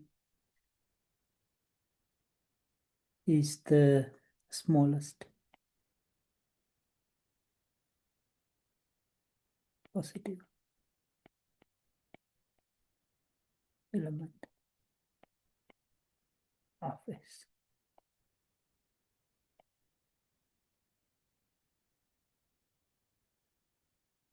So let's so if you think about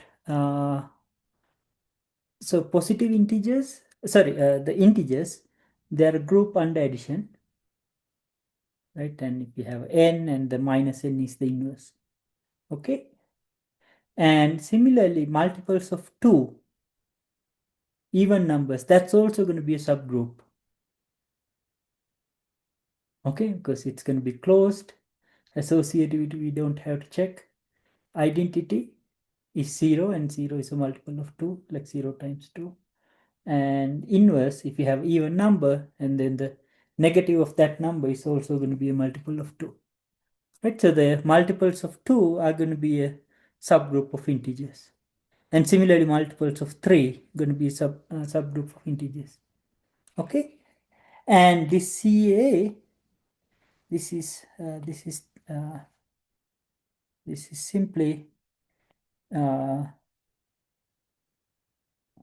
elements k times a, where k is an integer. That's like the multiples of 2, multiples of 3, and so on. Okay? And we can show that easily that CA, that subgroup, and this theorem tells you if you take any subgroup, that subgroup is going to be of this format if it is not trivial. Okay? And also note that this is a subgroup too. You have a group with just the identity element, it's going to be close, because if you add 0 to 0, you'll get a 0, and associative you don't have to check. Identity, it's there, and then the inverse is also there. Okay, and every group has that subgroup. That's a trivial subgroup. Okay, now so this is very interesting, and it's actually uses something very strong. So so you want to show that S is a 0 or this thing. So if you assume S is not the trivial subgroup, then you get element, and there exists some n in S. So if you have some element in S, then minus of that element is also in S. Okay, so that means we have positive element in S. It's either n or minus n, right? So the set S intersect with this this guy. So this is non-empty. So this thing is called positive integers.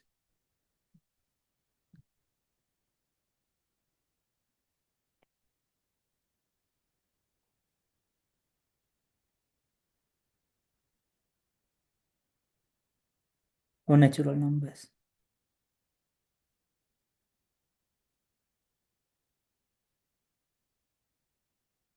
Okay, so the S has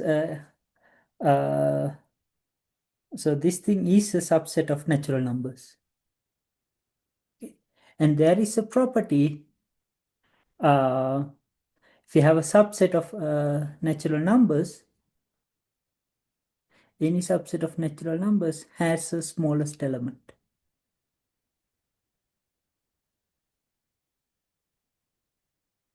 Okay.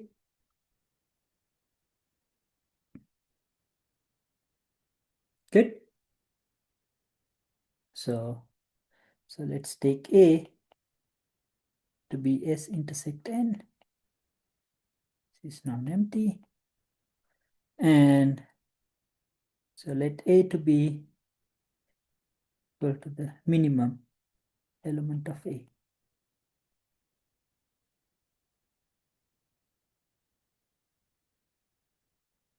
So this is not a small thing. Okay. I mean, it is a small thing, but um, so in the analysis book, you'll go through the construction of like Peano's axioms for the integers, and you'll like study integers from a kind of foundational, with some foundations. You start from there, and in that setup, this would be like a very important property. Okay, good. And then you have the kind of the more general version of this. If you have any well-loaded set, we take a subset of any well-loaded set that has a minimal element. Okay, and that's same as the induction.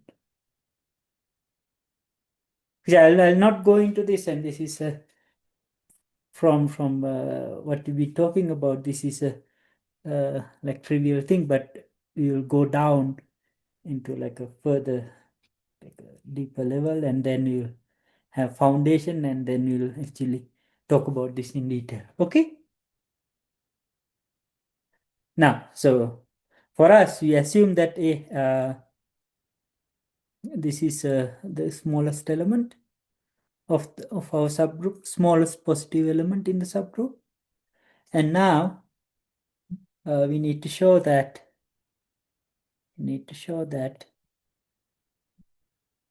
S is equal to C times A.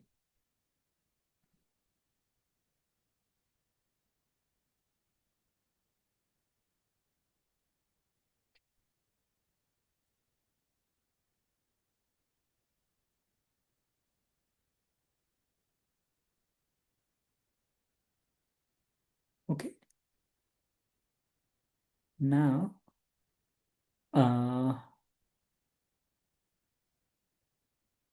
so if A is in the S, this will tell you that K times A is in the set S for all K in C. So this part is fine. If we now we know that A is in the set S, then an integer multiple of that is going to be in S. And because A is in the set, A is in the subgroup S, and then A plus A has to be in the subgroup S, and then A plus A plus A, and so on. Okay, and then you have the inverses, and that will give you the we have this. That means the C of A, C times A is going to be a subset of S. Okay.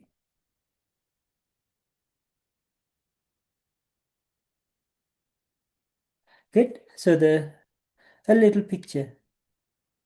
So we have 0, and this is A, 2A, 3A, and so on, minus A.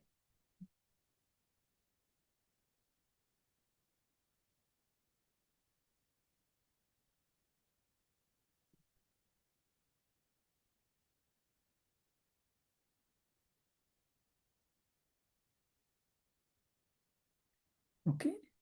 Now, so we assume S is not equal to CA, right? So that means there exists a B in S such that B is not in CA. Okay. So if you have some B in here,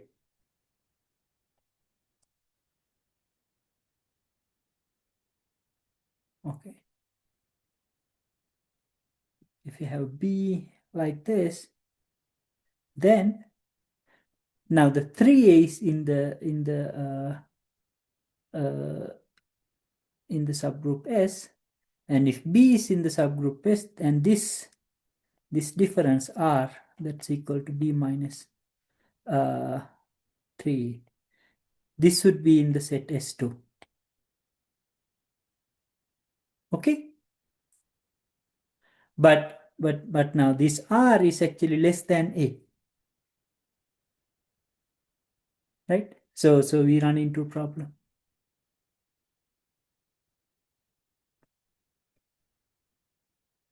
Good, because we assume that the A is the smallest positive element, but now we get a R that's smaller than A. That also has to be in the set S. Okay? So Now again, what we did here is, I mean, I can explain it to you like simply, right? And we believe it. But these are the very these are the very serious things, because I can tell it to you and then you believe it, but we learn again that we learn this thing like a theorem.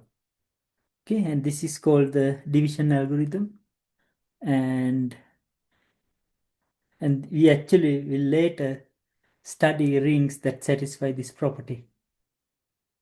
Okay, so so what's happening?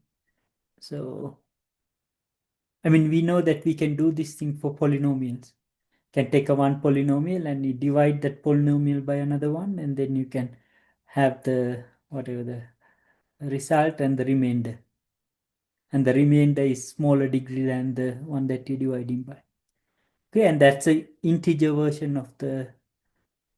There's an integer version for this. Okay,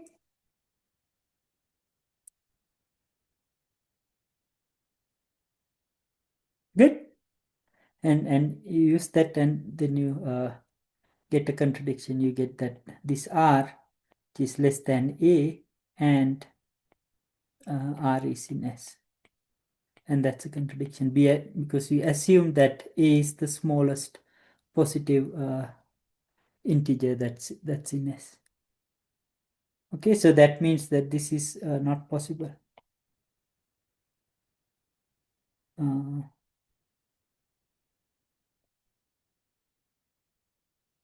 I mean, it's a subset, but also it's equal. It's not possible S to have something uh, bigger than something that's not in CA.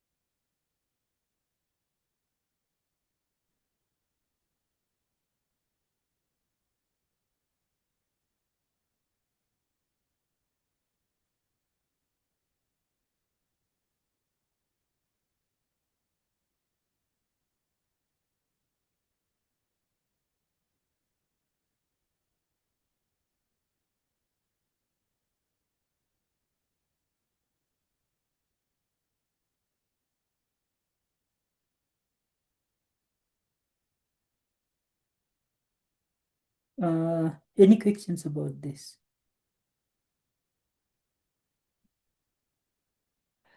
This is actually you'll use this argument, but it's see like you kind of the argument kind of goes into something that you take for granted. Okay, so uh, yeah, those are difficult because I'm expecting for you to work on a different foundation rather than the one that you're on right now. Okay, so yeah, and I'm not gonna dig into this thing too much because this is gonna get covered by the analysis course, and I'm waiting for Ramsing sir to go through basic stuff, and then once he start analysis, I'll go and see what's left, and I'll cover these things. Okay, good. So let me do this thing. Uh,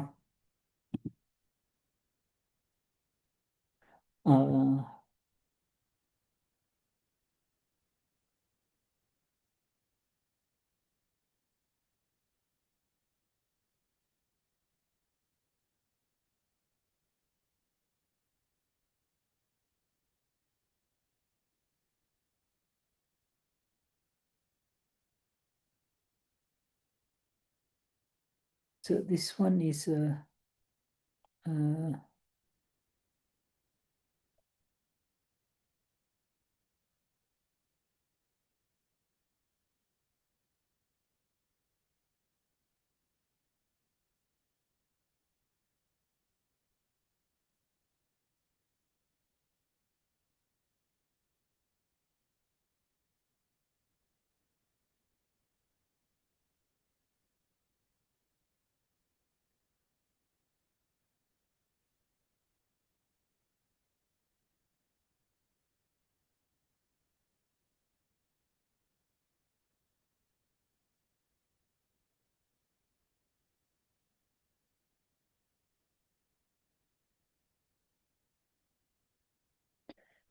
Uh,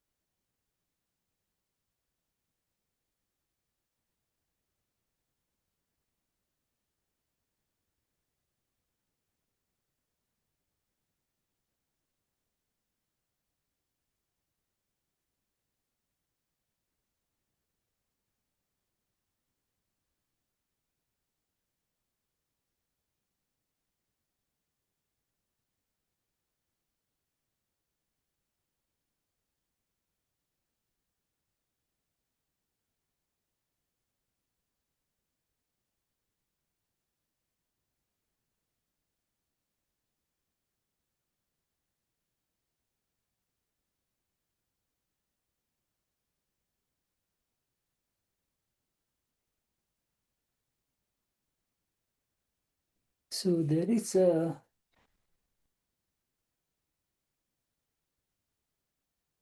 something called the GCD, and you know this thing of A and B. Let's call it.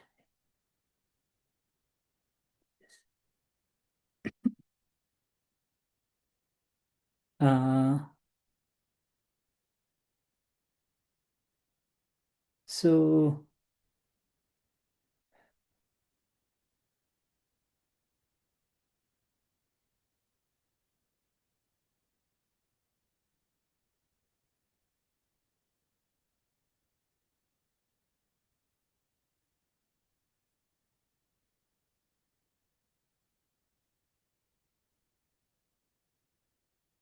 so let's uh, try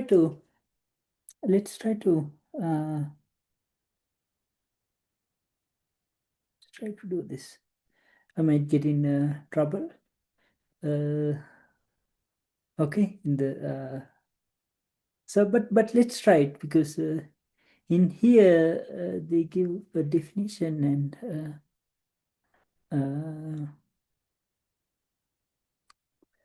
that definition is not the one that we are familiar with. Okay, so let's give a definition. So the definition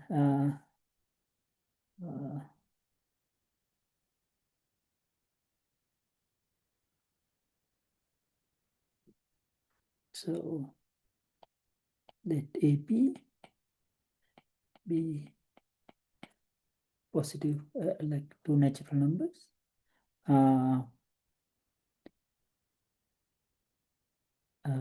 D is called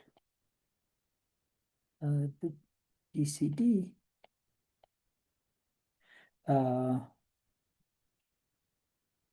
So D is equal to the maximum of these numbers. Maximum of let's say C, such that C divides A and C divides B.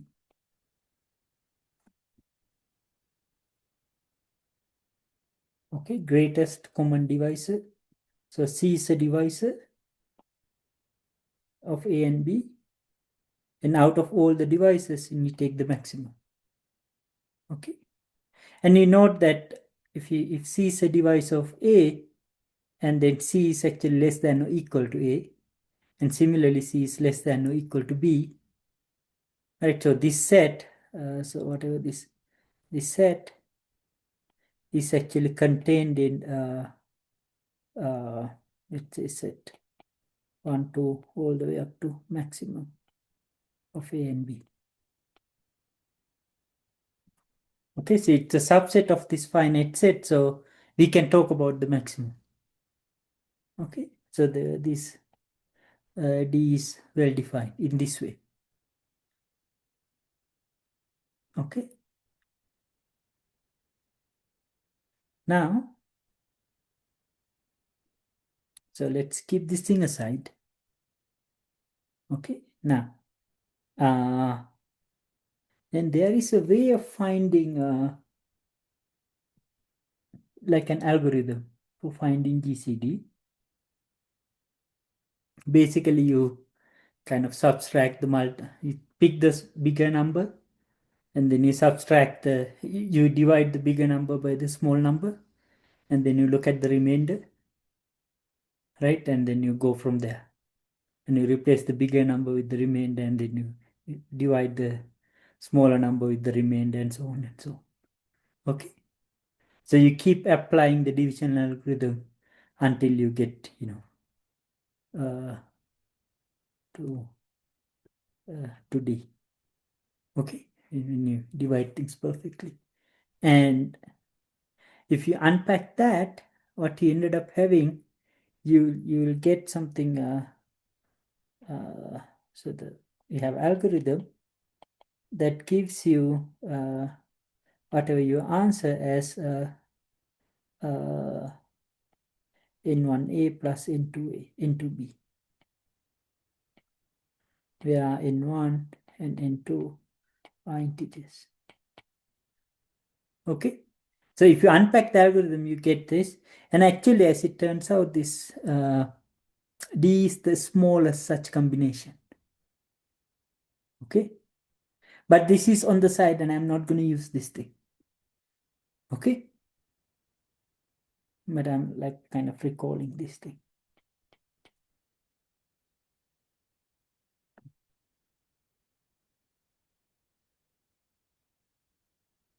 So I'm telling you the algorithm did this.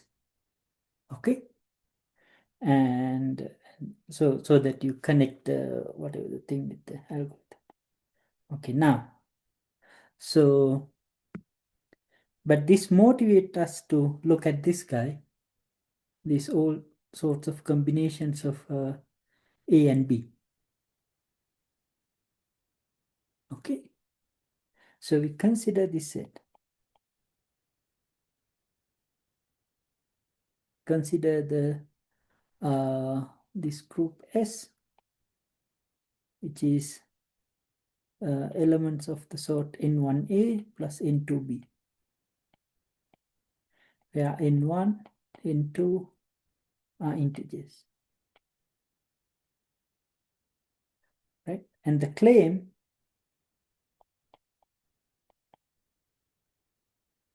is this set S is a subgroup.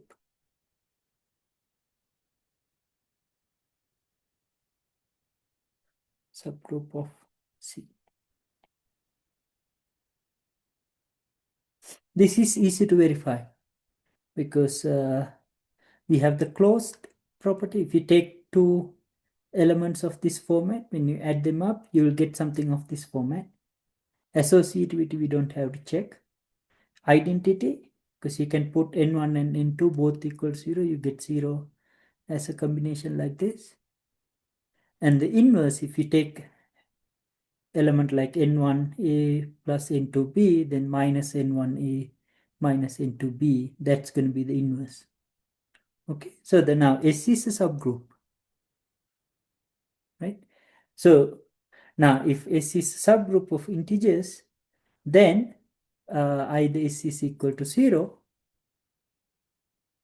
from the theorem, either S is equal to 0 or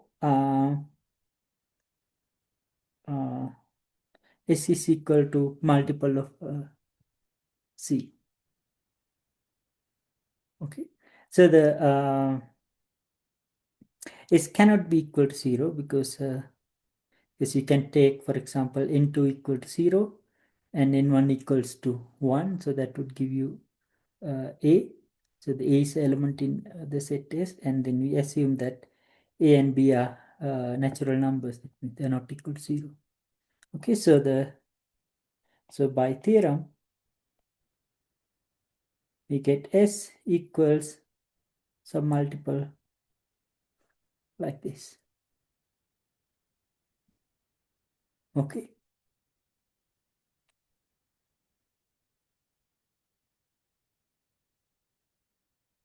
And what the book does, they define this D to be the GCD. Okay. So let's prove that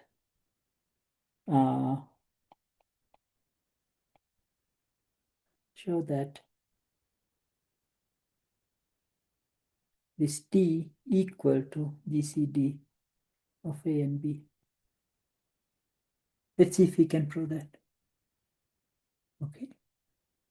So the first thing we had to show, so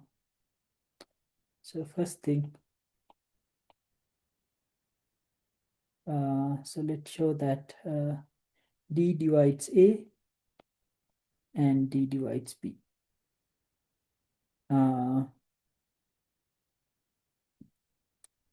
I think this is okay because 1 times A plus 0 times B, this is an element in S, right? So A is an element in S, and then this S equals C times B, C times D. So that means there exists some K in C such that K times D equals A. Right? So that means A is a multiple of D. In other words, D divides A. Okay, and similarly D divides B. Okay, and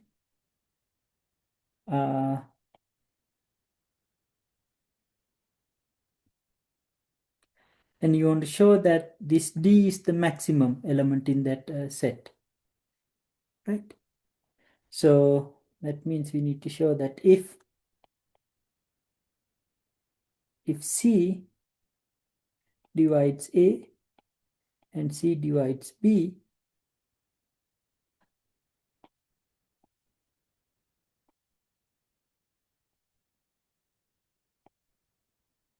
then this D is actually bigger than or equal to C.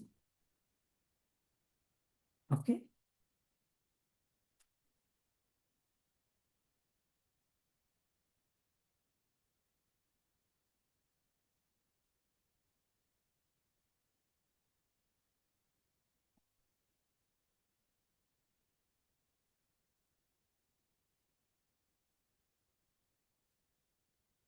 So how do you prove that?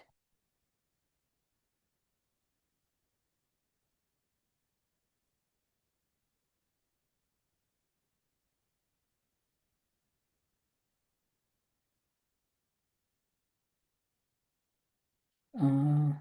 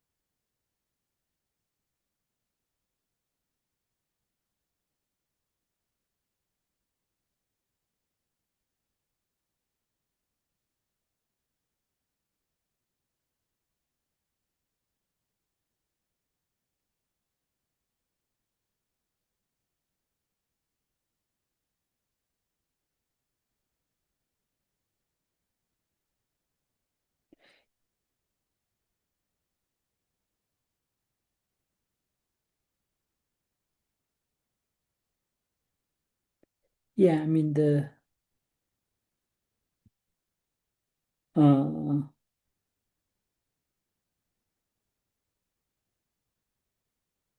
yeah, if you take a C, so if C divides A, that means A can be written as K1 uh, K1 times C, and also B can be written as K2 times C.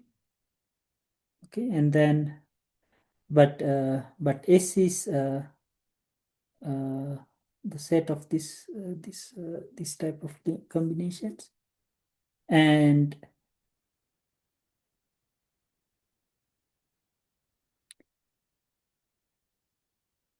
so D itself can be written as N1A plus N2B, because yeah, D is this element of that format. Actually, that D is the smallest positive element in that set. So that would give you that N1. So there exists K1, K2. Let's see, that does this. And then in here, we have N1, A is equal to K1 TC plus N2 K2C. So this is N1 K1 plus N2 K2 times C. Okay. And we are assuming that D is positive, and we are assuming that C is positive. Okay. And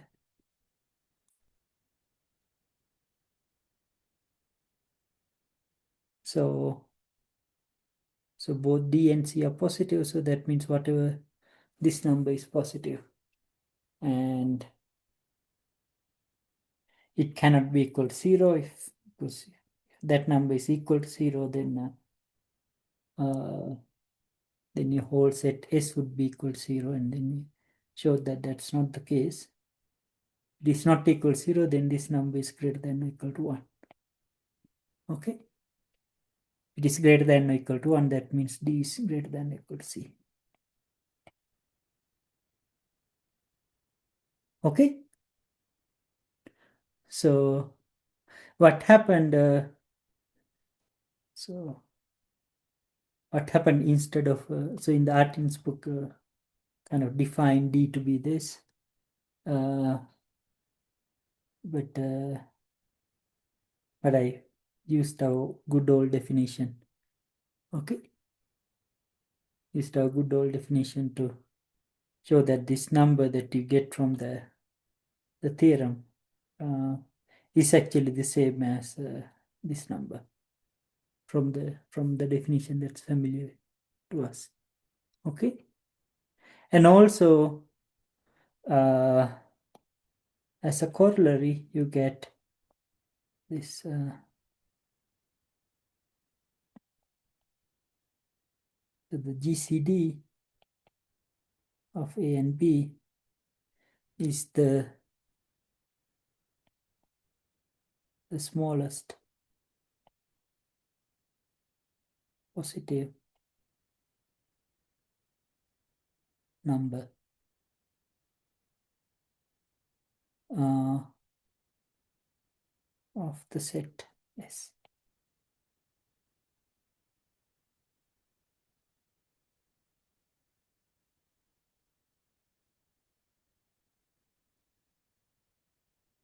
Okay, because in that theorem we showed that the like if S is a subgroup of integers, and it is generated by the smallest positive integer of that set S. Okay, and then you can verify that the algorithm itself is kind of working that's based on this, because like when you subtract and keep subtracting things, what you're trying to do, you're trying to get to the You're trying to find the linear combination that are smaller and smaller. Okay. Let me write that as exercise.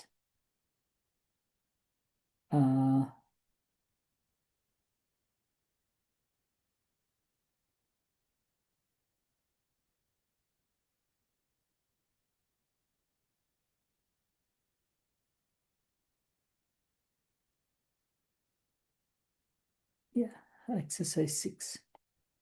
Show that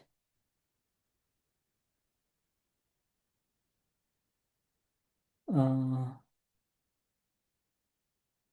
might be too much, but it's okay. Show that the algorithm find ECD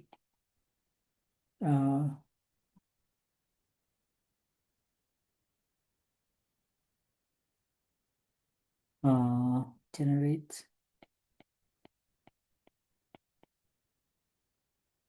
a sequence.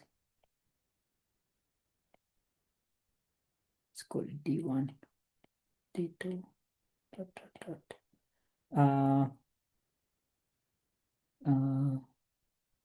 Such that D1 is strictly less than D2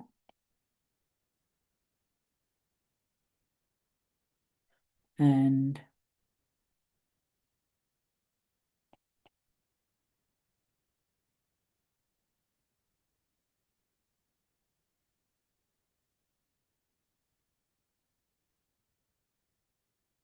all these DIs are in the set S. And okay.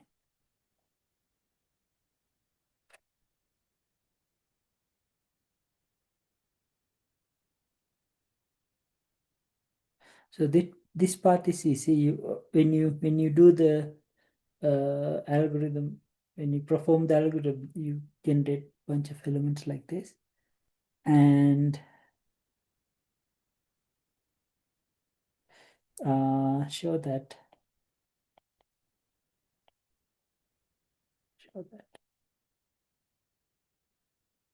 in fact, when you stopped at the last step, this is equal to D. This is the GCD.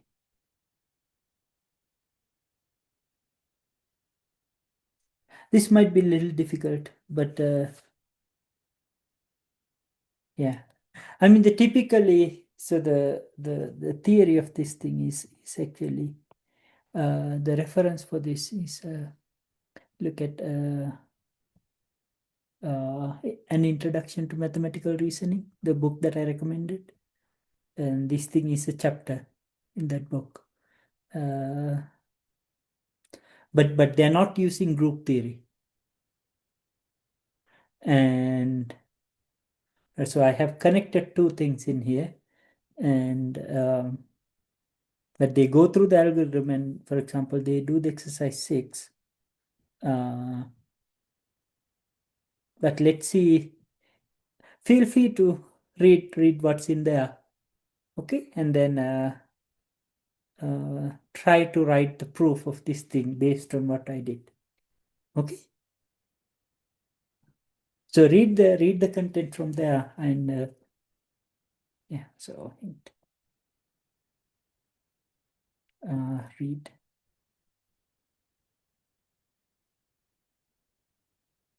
the book.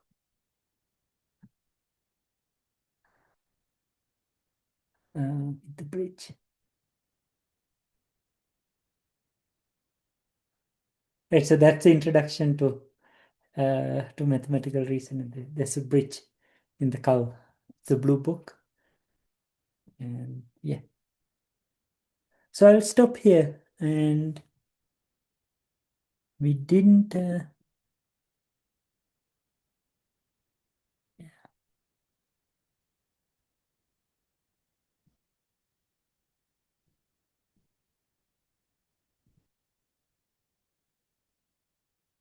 Yeah, we did a little bit of things, but yeah, it's okay.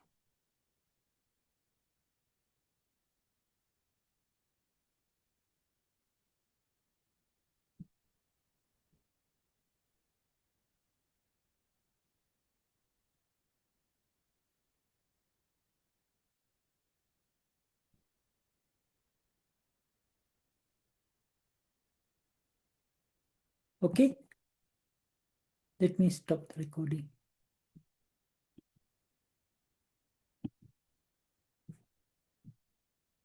Second.